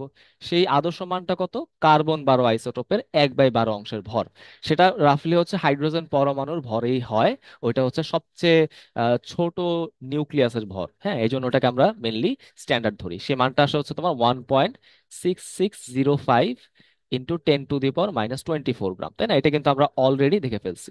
এখন একটু খেয়াল করো ভাইয়া, ভরের একক হচ্ছে নিশ্চয়ই গ্রাম, আর নিচে আমরা কিন্তু গ্রাম এককে একটা সংখ্যা বসালাম, তাহলে গ্রাম গ্রাম কাটাকাটি গেলে কোনো একক কি থাকে? কোনো একক কিন্তু অবশিষ্ট নাই। সো আপেক্ষিক আণবিক বা পারমাণবিক ভর এদের কিন্তু কোনো একক নাই, এরা হচ্ছে ইউনিটলেস। রাইট? আচ্ছা, বুঝতে পারলাম। এখন তোমার মনে একটা প্রশ্ন আসতে পারে যে ভাই, আমরা যখন পরিমাণগত রসায়নের অঙ্কগুলো করছি সেখানে কিন্তু আমরা দেখছি যে আমরা কিন্তু সব জায়গায় অঙ্ক এককগুলো বসাই, রাইট? আমরা কিন্তু কি বলতাম যে অ্যালুমিনিয়াম আমি হচ্ছে 23 গ্রাম ব্যবহার করতেছি, তাই না? এরকম কিন্তু আমরা অঙ্কের ক্ষেত্রে দেখি। এখন বিষয় হচ্ছে তাহলে ওই যে 23 গ্রামের কথা আর এখানে যে আমি বললাম একক ছাড়া 23, এই দুইটা কি সেম জিনিস? উত্তর হচ্ছে না, এই দুইটা কিন্তু সেম জিনিস না। তুমি যদি এখন পরিমাণগত রসায়নের শুরুর যে পেজটা আছে সেখানে যদি মোল কাকে বলে এই সংখ্যাটা দেখো, সেখানে বলা হবে যে আপেক্ষিক পারমাণবিক বা আণবিক ভরকে যদি আমি গ্রাম এককে প্রকাশ করি, এর সাথে যদি গ্রাম লাগাই দিই, তাহলে যেই পরিমাণটা পাওয়া যাবে সেটা হচ্ছে সংশ্লিষ্ট পদার্থের 1 মোল। রাইট? সেটা হচ্ছে ওই পদার্থের 1 মোল হবে। তাহলে খেয়াল করে দেখো, 1 মোল মানে কতগুলো অণু বা পরমাণু? অ্যালুমিনিয়াম যেহেতু এখানে পারমাণবিক অবস্থায় থাকে, সেটা হচ্ছে অ্যাভোগাড্রো সংখ্যক পরমাণু বোঝাবে। তার মানে 6.02 ইন্টু 10⁻23।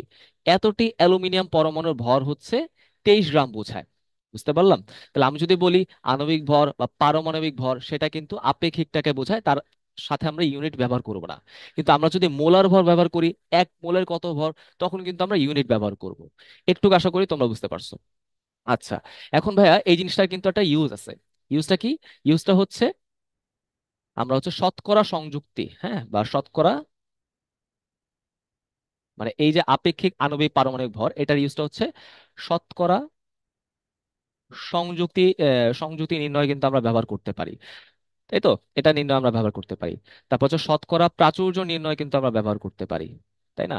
আমাদের প্রকৃতিতে কি পরিমাণ আইসোটোপ পাওয়া যায় সেটা নির্ণয় কিন্তু আমরা ব্যবহার করতে পারি। সংযুক্তি কাহিনীটা আমরা হচ্ছে পরিমাণগততে পড়বো, সমস্যা নাই, সেখানে আমরা ডিটেলসে পড়বো। এই চ্যাপ্টার হচ্ছে আমরা মেনলি এই প্রাচুর্যের বিষয়টা দেখবো। প্রাচুর্যের বিষয়টা কি? ধরো হচ্ছে একটা পরমাণুর 3টা আইসোটোপ আছে, ঠিক আছে? ধরো এখানে একটা আমি পরমাণু নিয়ে বুঝাই যে এখানে কি আছে, এ, এ পরমাণুর তোমার একটা হচ্ছে তোমার কত, ধরো হচ্ছে 25, এরই ধরো হচ্ছে 26, আর হচ্ছে এ ধরো হচ্ছে 27। রাইট? এরকম ধরো এ পরমাণুটারই 3টা আইসোটোপ আমি পাইলাম, একটা 25 ভর সংখ্যা বা পারমাণবিক ভর হচ্ছে 25, আরেকটা 26, আরেকটা কিন্তু 27। এখন আমি বললাম এই 25টা পাওয়া যায় হচ্ছে 95%, এইটাই হচ্ছে সর্বাধিক পাওয়া যায়। 26টা পাওয়া যায় হচ্ছে 2%, এবং 27টা পাওয়া যায় মোটামুটি 3%।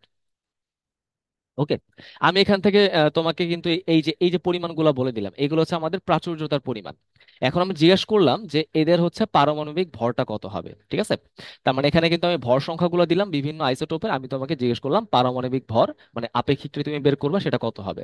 তো এটার জন্য ফর্মুলা কি দেখো ভাইয়া, আমাদের বইয়ে একটা বড় ফর্মুলা লেখা আছে, আমরা একটু সহজ করে পড়বো। আমরা কি করব?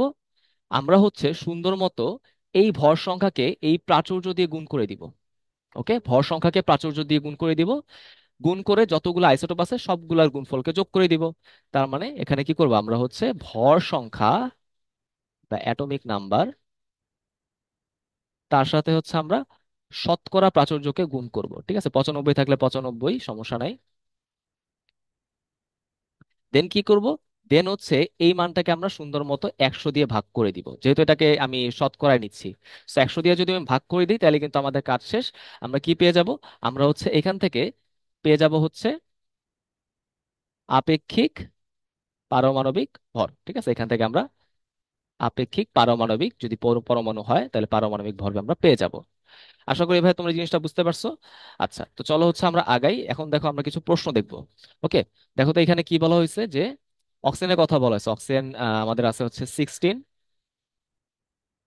16, 17, 18, তিনটা আইসোটোপের কথা বলা হয়েছে, এবং তাদের কিন্তু প্রাচুর্যের পরিমাণ দেওয়া আছে 99.676। এখানে পরিমাণ এগুলো কিন্তু দেওয়া আছে। এখন আমাকে বলছে পারমাণবিক ভর তুমি বের করো। সো আমি যদি পারমাণবিক ভর বের করতে চাই, তাহলে আমাদের পারমাণবিক ভরের ফর্মুলা কিন্তু আমরা একটু আগে দেখে আসছি, তাই না? আপেক্ষিক কথাটা কিন্তু উজ্জ্বল আছে। ওকে, তো আমি কি করব, সুন্দর মতো এখানে কি করব, যে ভর সংখ্যাকে প্রাচুর্যতার পরিমাণ দিয়ে গুণ করে দিব, গুণ করে সবগুলো যোগ করে দিব। রাইট, দেন আমরা 100 দিয়ে ভাগ করবো। তাহলে 16 × 99.76, দেন 17 সাথে কোনটা আছে, সেকেন্ডটা, 17 × 0.037 প্লাস 18 × 0.204। ওকে, /100। অবশ্যই কিন্তু এখানে কোনো একক বসানো যাবে না, কারণ এটা কিন্তু একটা আপেক্ষিক পরিমাণ, তাই না? আচ্ছা, সো এটা যদি আমরা করি তাহলে কিন্তু আমরা উত্তর পেয়ে যাব। সেটা আসে কত, আসে হচ্ছে 16.004। 16.004, এটাই হচ্ছে আমাদের উত্তর। কোনো একক কিন্তু বসানো যাবে না। ওকে, বুঝতে পারলাম? তার আশা করি তোমরা ভাই জিনিসটা বুঝতে পারলা। আচ্ছা, এবার আসা হচ্ছে পরের টপিক। সেটা হচ্ছে ইলেকট্রনের বিভিন্ন গতীয় রাশি। এই টপিকটা নিয়ে কিন্তু আমরা অনেকে হচ্ছে প্যারা খাই, যে এখানে মোটামুটি কিছু ফর্মুলা আছে। সো আমি ভাই হচ্ছে ওই ফর্মুলার কিছু সিম্পলিফাইড ফর্মটা লিখে দিব, এবং পরীক্ষার জন্য যতটুকু দরকার আমি ঠিক তোমাকে ততটুকুই বলবো। ওকে, সো তোমরা হচ্ছে এগুলো নিয়ে আসলে টেনশন করবা না।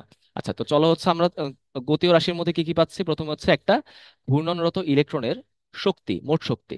সে মোট শক্তির মান কত আসবে, আমি সিম্পলিফাইড ফর্মটা লিখবো, -2.18 into 10⁻⁻18 into Z² by n²।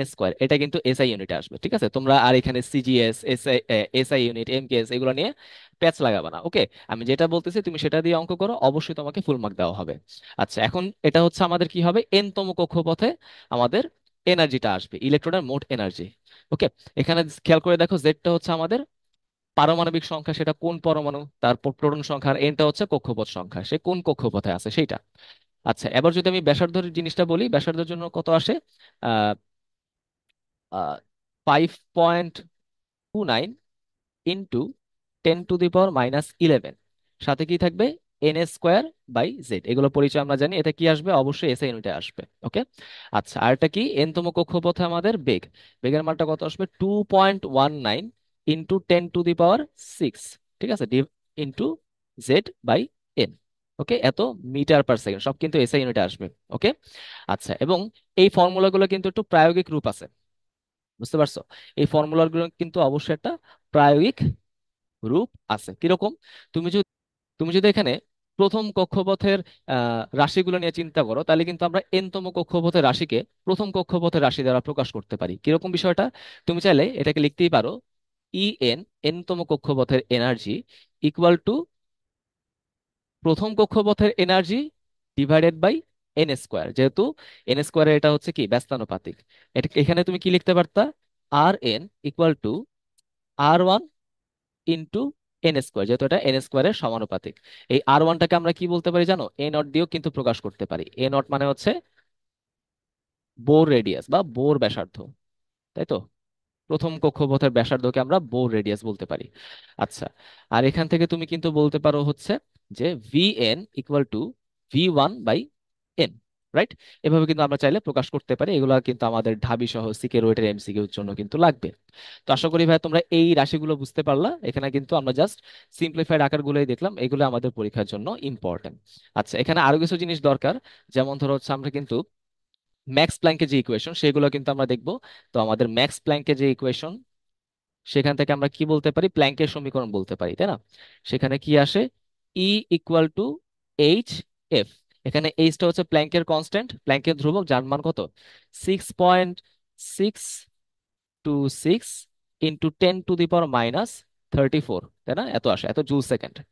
আর এফটা হচ্ছে আমাদের ফ্রিকোয়েন্সি বা কম্পাঙ্ক, তাই না? এফটা হচ্ছে আমাদের ফ্রিকোয়েন্সি বা কম্পাঙ্ক।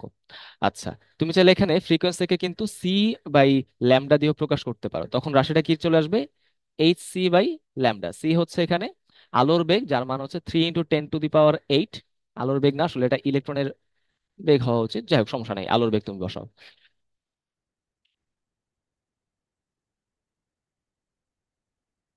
এবং ল্যামডা হচ্ছে আমাদের ওয়েভলেন্থ বা তরঙ্গ দৈর্ঘ্য, তাই না? এগুলো তোমরা আগে থেকে জানো, আমি জাস্ট তোমাদেরকে একটু রিমাইন্ড করে দিলাম।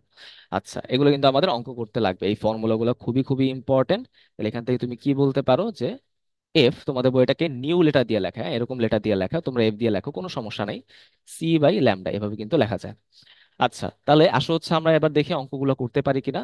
প্রথমে কি বলছে, যে লাল রশ্মির তরঙ্গ দৈর্ঘ্য মানে ল্যামডার মানটা বলা আছে 700 ন্যানোমিটার, এর তরঙ্গ সংখ্যা কত। এখন তরঙ্গ সংখ্যার ইকুয়েশনটা কি, তরঙ্গ সংখ্যা মানে হচ্ছে এফ বার ইকুয়াল টু 1/λ, অর্থাৎ তরঙ্গ দৈর্ঘ্যের বিপরীত রাশিটা হচ্ছে তরঙ্গ সংখ্যা। ওকে, এরকম বিষয়টা। মানে আমি যদি আরেকটু ক্লিয়ার করে বলি তোমাকে, কিন্তু আমি এখন এত ডিটেলসে পড়াচ্ছি না, কারণ যেহেতু আমরা এটা কোশ্চেন ব্যাংক সলভ করতেছি, যে তরঙ্গ দৈর্ঘ্য কি ছিল, একটা পূর্ণ তরঙ্গ তৈরিতে আমাদের ওই তরঙ্গটা যে পথ অতিক্রম করে, তাই না? আর তরঙ্গ সংখ্যা কি, প্রতি মিটারে যতগুলো তরঙ্গ তৈরি হয়, এই জাস্ট আমাদের বেসিক কথা। এখন তুমি যদি এই হিসাবটা করে ফেলো তাহলে তোমার উত্তর হয়ে যায়। এখানে একটু ঝামেলা আছে, ঝামেলাটা কি, আমাদের এখানে ল্যামডার মানটা কিন্তু ন্যানোমিটারে নেওয়া, তাই না? ন্যানোমিটারে নেওয়া, কিন্তু আমাদের উত্তর চাওয়া হয়েছে কি, সেন্টিমিটারে। আমি এখানে কি করতে পারি, এখানে ন্যানোমিটার থেকে আমরা কিন্তু সেন্টিমিটারে কনভার্ট করতে পারি। তো সরাসরি যদি কনভার্ট করতে সমস্যা হয়, তুমি আগে ন্যানোমিটার থেকে মিটারে নিয়ে যাবা, মিটার থেকে তুমি সেন্টিমিটারে নিয়ে যাবা। কিভাবে নিতে পারো, দেখো, আমি যদি ন্যানোমিটার থেকে মিটারে নিতে চাই, সুন্দর মতো 10⁻⁻9 দিয়ে গুণ করে দিব, তাহলে এটা কি হয়ে যাবে, এটা কিন্তু আমাদের মিটার হয়ে যাবে, তাই না? মিটার হয়ে যাবে। এখন আমি যদি এই মিটার থেকে সেন্টিমিটারে যাইতে চাই, আমি সুন্দর মতো কি করে দিব, 10² দিয়ে গুণ করে দিব, তাই না? রাইট। আমি ছোট একক থেকে বড় এককে গেলে মাইনাস পাওয়ার দিয়ে গুণ করি, বড় একক থেকে ছোট এককে গেলে প্লাস পাওয়ার দিয়ে গুণ করি। এটুক কি আমরা জানি না? এটুক আশা করি তোমরা জানো। আচ্ছা, ঠিক আছে। তাহলে এই রাশিটা যদি আমরা হিসাব করে ফেলি তাহলে আমাদের কিন্তু উত্তর চলে আসবে। এটা আসলে হচ্ছে আমাদের 1.43, 1.43 ইন্টু 10⁻⁻4, এত পার সেন্টিমিটার, রাইট? সেন্টিমিটার যেহেতু নিচে, তো এটার উত্তর হচ্ছে অপশন ই, রাইট। আশা করি ভাই তোমরা জিনিসটা বুঝতে পারলা। আচ্ছা, তো চলো আমরা আগাই। এরপর দেখো ভাই, আমাদের অরবিটাল থেকে একটা প্রশ্ন, সেটা হচ্ছে সাই স্কোয়ারের গুরুত্ব আমাকে লিখতে বলছে। ঠিক আছে, এটা কিন্তু শ্রোডিঞ্জারের তরঙ্গ সমীকরণের পার্টের মধ্যে লেখা আছে। ওইখানে কি বলা আছে, আমাদের সাই জিনিসটা হচ্ছে জাস্ট একটা, তুমি বলতে পারো যে ইলেকট্রনের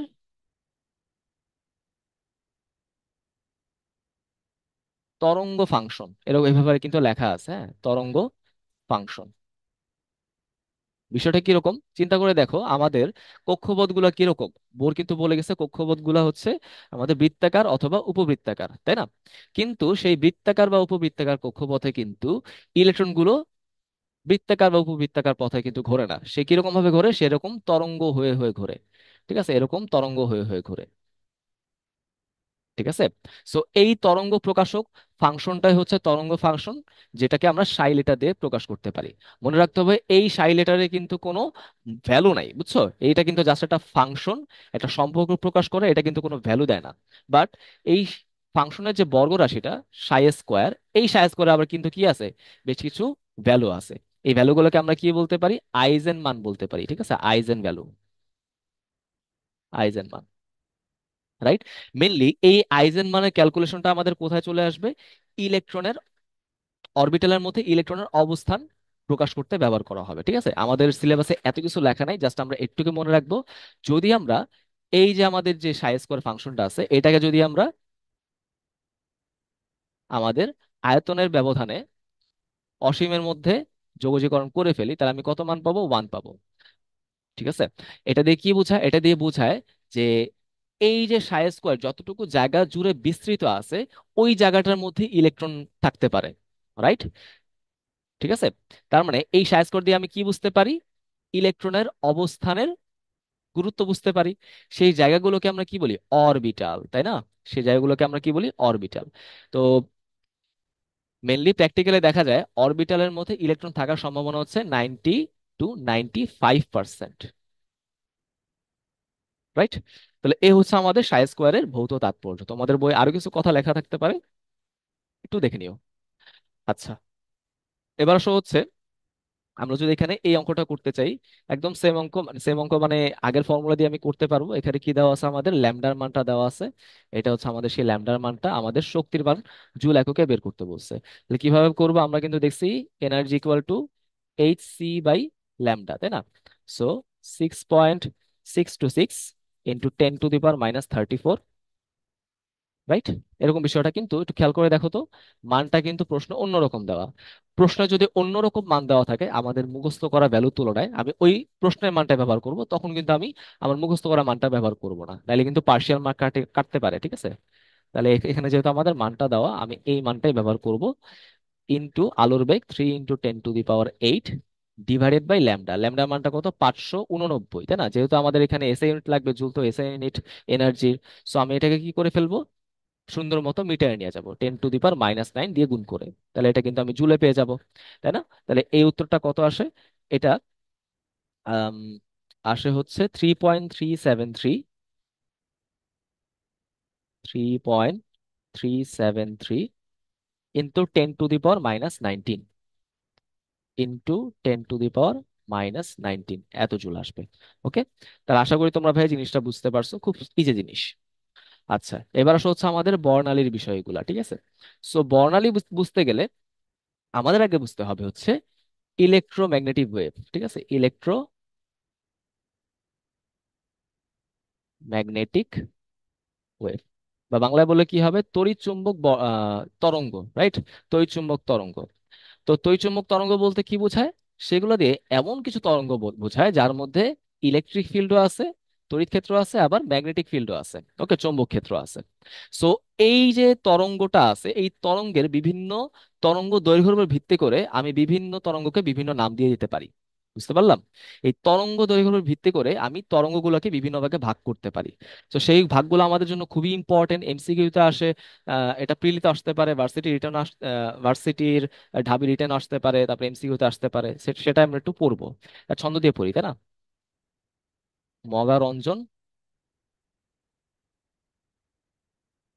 অতি দুষ্মন অবলাকে মারে রাতে। অবলাকে মারে রাতে, এটা দিয়ে আমি একটু পড়বো। আচ্ছা, তাহলে একটু খেয়াল করে দেখি কোনটা দিয়ে কি বুঝে, আমরা একটু বোঝার চেষ্টা করি। ম দিয়ে হচ্ছে আমাদের মহাজাগতিক রশ্মি। ঠিক আছে, এটা দিয়ে হচ্ছে আমাদের মহাজাগতিক রশ্মি, বা এটাকে আমরা ইংলিশে বললে হবে কসমিক ওয়েভ। কসমিক ওয়েভ, হ্যাঁ। গা দিয়ে হচ্ছে গামা। একটু নিচে লিখি, গামা রশ্মি। রঞ্জন দিয়ে হচ্ছে রঞ্জন রশ্মি বা এক্স রশ্মি, এক্স রে। অতি দিয়ে হচ্ছে অতিবেগুনি রশ্মি বা ইউভি রশ্মি। দুষ্মন দিয়ে হচ্ছে দৃশ্যমান রশ্মি বা ভিজিবল লাইট। ঠিক আছে, ভিজিবল রে।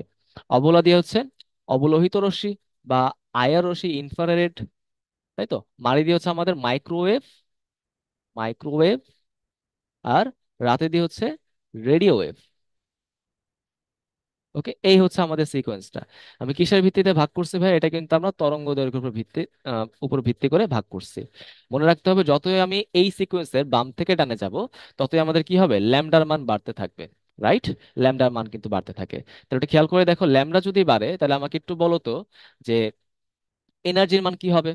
ব্যস্তানুপাতিক, সো এনার্জির মান কিন্তু কমে, তাই না? আবার এনার্জি কিন্তু ফ্রিকোয়েন্সির সাথে সমানুপাতিক ছিল, সো ফ্রিকোয়েন্সির মানও কিন্তু কমে। অর্থাৎ এই সিকোয়েন্সে আমি যতই বাম থেকে ডানে যাব, ল্যামডা বাড়বে কিন্তু এনার্জিও কমবে, ফ্রিকোয়েন্সিও কমবে। তাহলে আমাকে একটু বলো তো যে ল্যামডা বারটা কি হবে, সরি, এফ বারটা কি হবে, তরঙ্গ সংখ্যা। তরঙ্গ সংখ্যাও কিন্তু এখানে কি হবে, কমবে। গেল। আচ্ছা, আশা করি তোমরা জিনিসটা বুঝতে পারছো। ওকে। তো এখানে একটু খেয়াল করে দেখো, এই যে দৃশ্যমান আলো, এই কোনোটাই কিন্তু আমরা মোটামুটি দেখতে পাই না, হ্যাঁ, মহাজাগতিক থেকে শুরু করে রেডিও, জাস্ট একটা বাদে। সে একটা কি, সে একটা হচ্ছে এই ভিজিবল লাইট। ওকে। এই ভিজিবল লাইট যেহেতু আমরা দেখতে পারি, এখানে আমরা বিভিন্ন কালার দেখতে পারি, বিভিন্ন বর্ণ দেখতে পারি, তাই এটাকে আমরা কি বলি, বর্ণের সমাহার। সেটাকে আমরা বলতেছি হচ্ছে বর্ণালী। ওকে, স্পেকট্রাম বলি, তাই তো। এটাই হচ্ছে আমাদের সেই বর্ণালী বা বর্ণালী বা স্পেকট্রাম।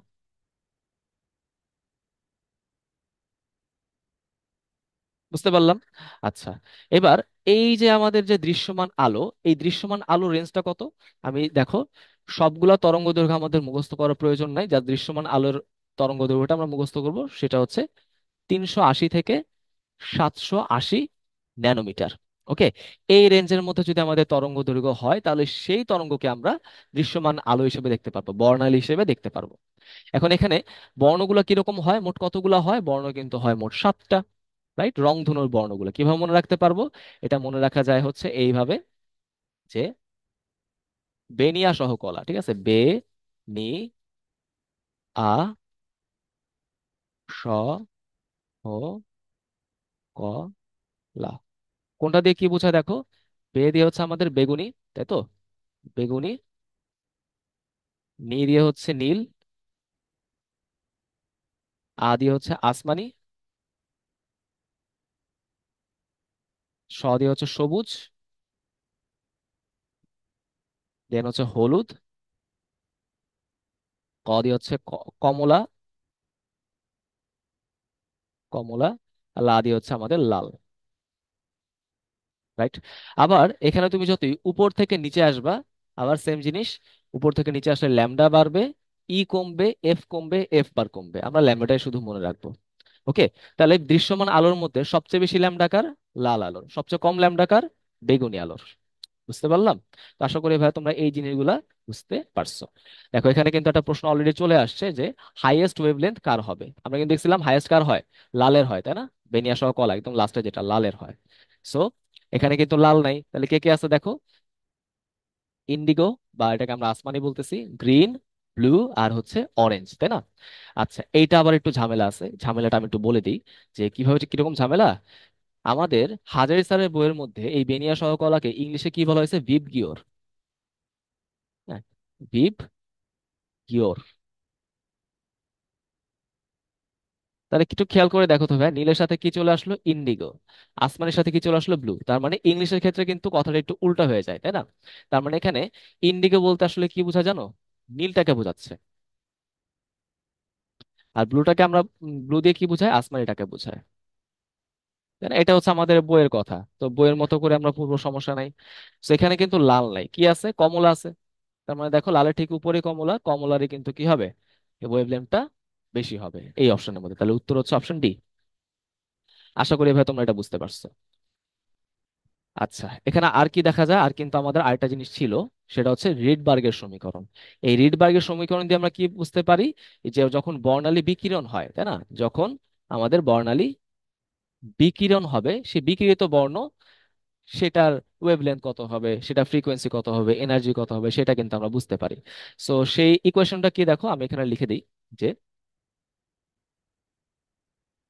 রিডবার্গ সমীকরণ, তাই না, রিডবার্গ ইকুয়েশন, এটা হচ্ছে 1/λ which is equal to F bar, তাই তো, frequency, sorry, wave number, equal to R H into Z square,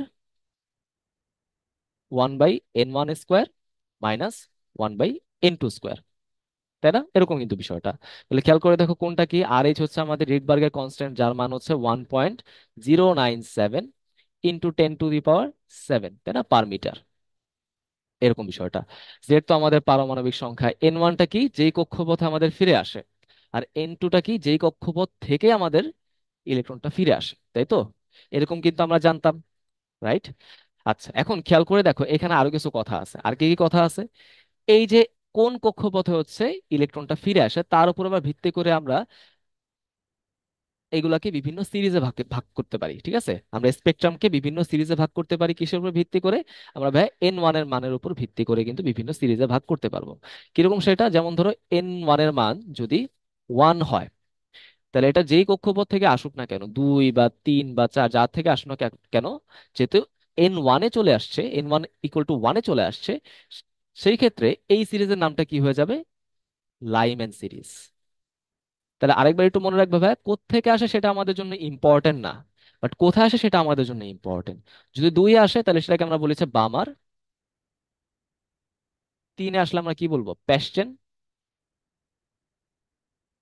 4-এ আসলে বলে হচ্ছে ব্র্যাকেট, 5-এ আসলে আমরা বলি কি? ফুন্ড, এবং 6-এ আসলে আমরা বলি হচ্ছে হামফ্রিস। এগুলো আশা করি তোমরা আগে থেকে জানো, জাস্ট তোমাকে আমি একটু রিমাইন্ড করাই দিলাম। আচ্ছা, এবার আসো আমরা হচ্ছে এখান থেকে একটু অঙ্কটা দেখে ফেলি। কি বলছে? চতুর্থ শক্তি স্তর থেকে নিম্ন শক্তি স্তরে স্থানান্তরিত হয়ে বামার সিরিজ তৈরি করে। তাহলে বামার কত ছিল? N1 এর মান ছিল 2, অর্থাৎ 4 থেকে সেটা 2-এ চলে আসছে। ওকে, এই হচ্ছে আমাদের বিষয়টা। এটা তরঙ্গ দৈর্ঘ্য জানতে চাওয়া হয়েছে। তাহলে খেয়াল করে দেখো, এখানে আমাদের কি হবে? 1/λ। এখানে যেহেতু হাইড্রোজেন পরমাণু বলছে, জেড এর মান হচ্ছে 1, তাই না? জেড এর মান হচ্ছে 1। আচ্ছা, এবার দেখো N1 এর মান কত? N1 এর মান হচ্ছে 2, যেহেতু বামার সিরিজ বলছে। আর N2 এর মান কত? চতুর্থ শক্তি স্তর মানে 4। রাইট? সো এখান থেকে কিন্তু আমরা ক্যালকুলেট করতে পারি। দেখো আর এইচ এর মান কিন্তু দেওয়া আছে, সেটা কত?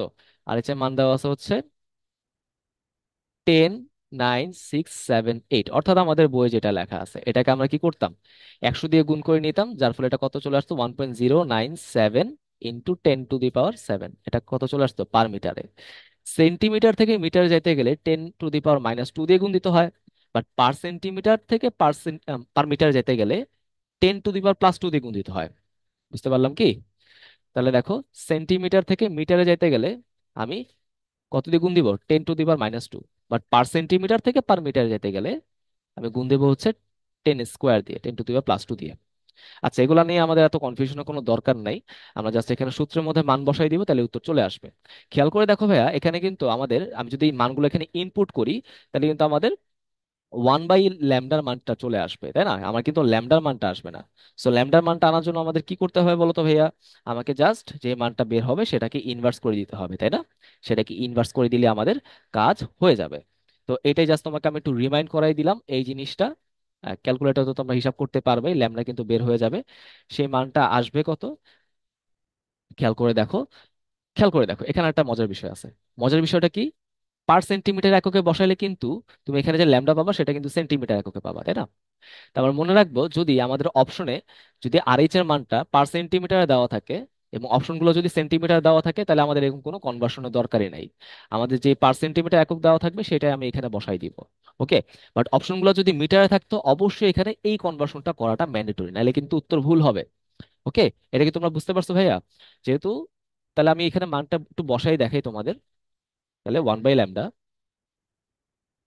= 10, 9, 6, 7, 8, তাই তো?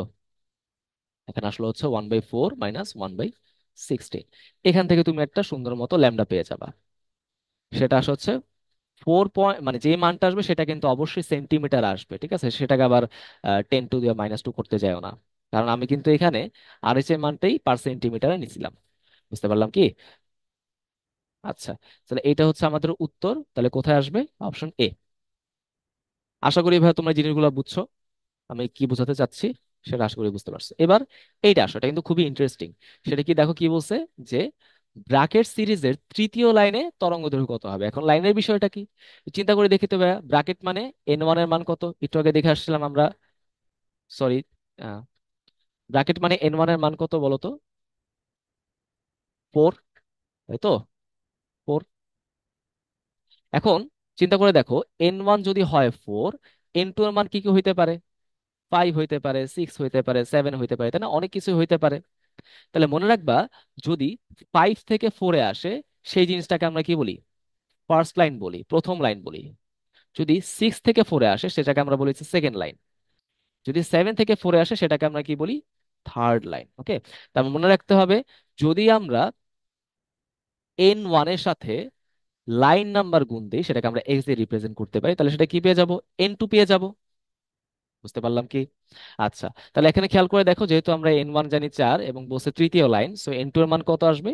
N2 আসবে হচ্ছে 4 + 3, উইচ ইজ ইকুয়াল টু 7। এখন কিন্তু আমাদের জন্য বিষয়টা খুবই ইজি হয়ে গেছে, তাই না?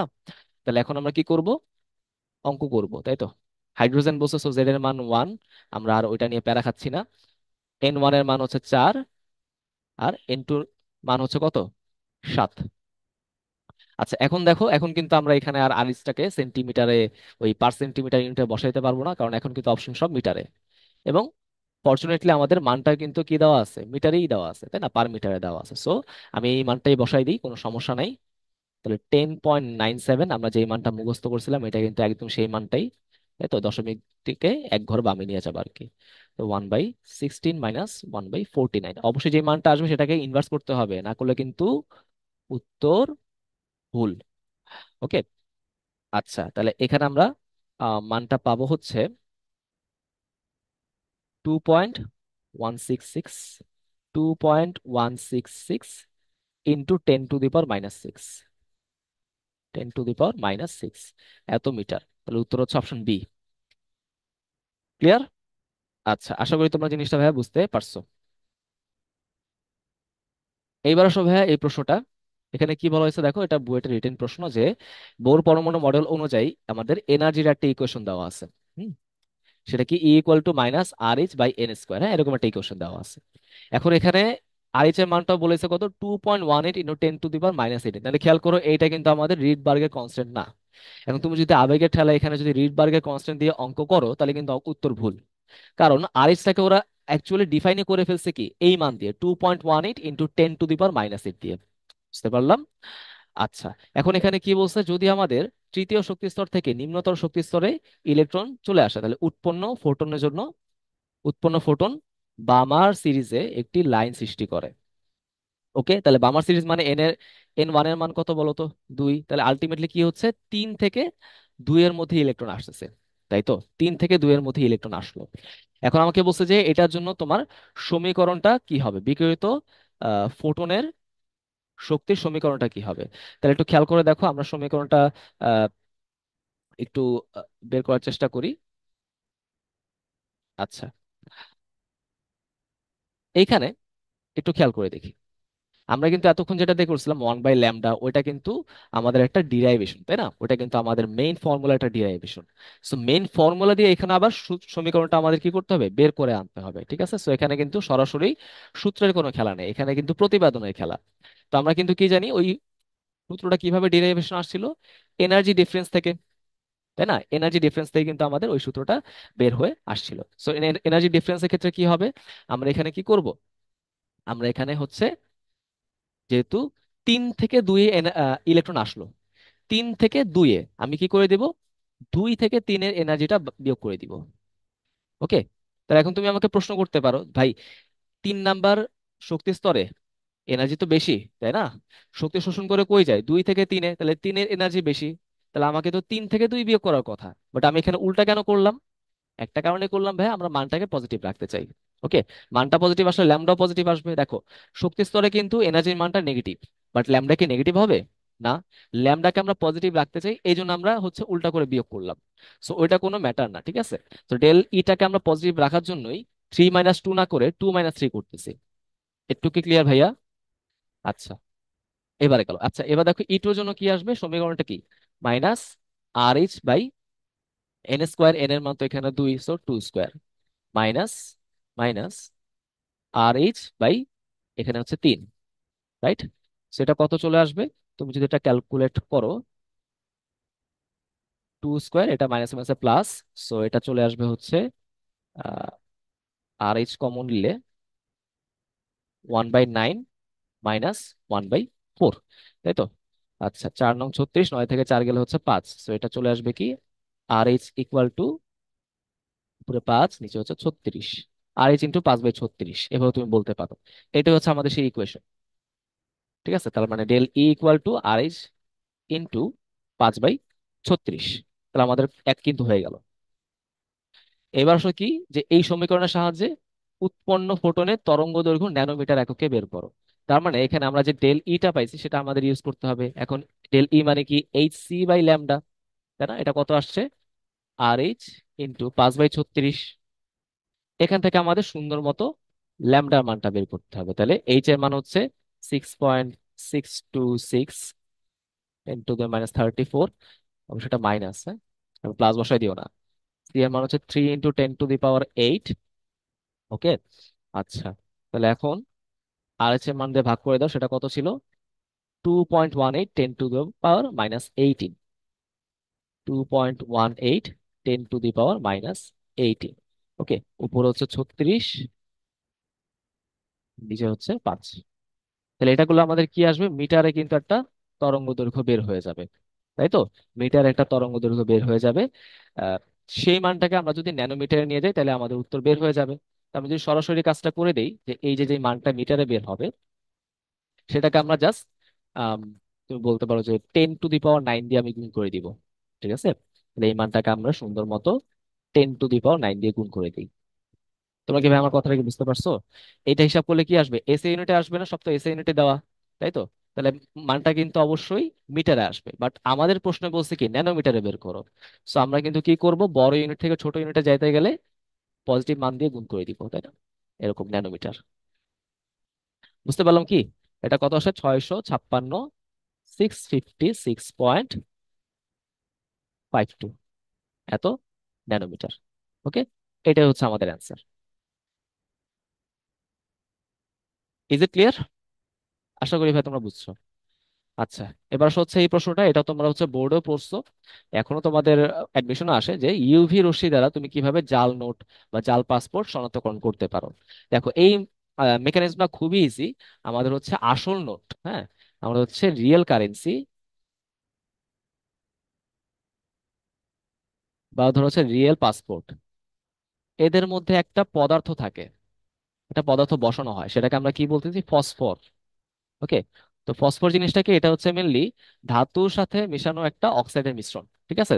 ধাতব অক্সাইড প্লাস ধাতুর একটা মিশ্রণ তুমি বলতে পারো। এটা কিন্তু ফসফরাসের সাথে কোনো রকম ভাবে কানেক্টেড না। এই ফসফরাসের একটা বৈশিষ্ট্য আছে। বৈশিষ্ট্য কি? সে হচ্ছে ইউভি অঞ্চলে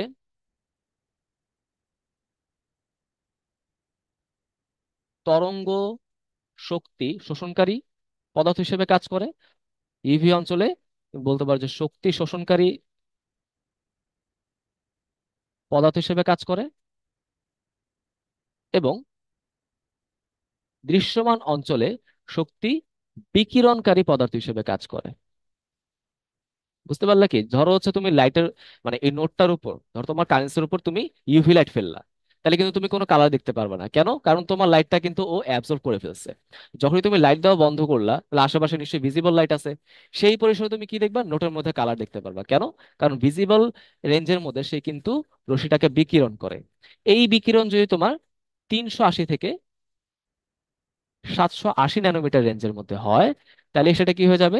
তাহলে সেটা তুমি হচ্ছে মেনলি দেখতে পারবা, তাই তো? আমাদের বিভিন্ন কারেন্সিতে কিন্তু বিভিন্ন কালার দেখতে পাওয়া যায়। তুমি হাজারি নাকসালের বইয়ের মধ্যে দেখবে একটা ছকের মধ্যে আমেরিকান ডলারের কিছু কথা বলা, বাংলাদেশ নোটের কিছু কথা বলা, তাই না? হালকা বেগুনি, হালকা লাল, ওইগুলো একটু দেখতে পারো। কিন্তু মূলনীতির মধ্যে ওইগুলো লেখা লাগবে না, জাস্ট তুমি এই কথাগুলো একটু ব্যাখ্যা করে দিলেই কাজ হয়ে যাবে। ওকে। তো ভাইয়া, আমাদের দ্রাব্যতা পর্যন্ত লেকচারটা এই পর্যন্তই ছিল। ঠিক আছে? দ্রাব্যতা থেকে আবার আমরা পরে দেখা শুরু করব। ততক্ষণ পর্যন্ত সবাই ভালো থাকো। আসসালামু আলাইকুম।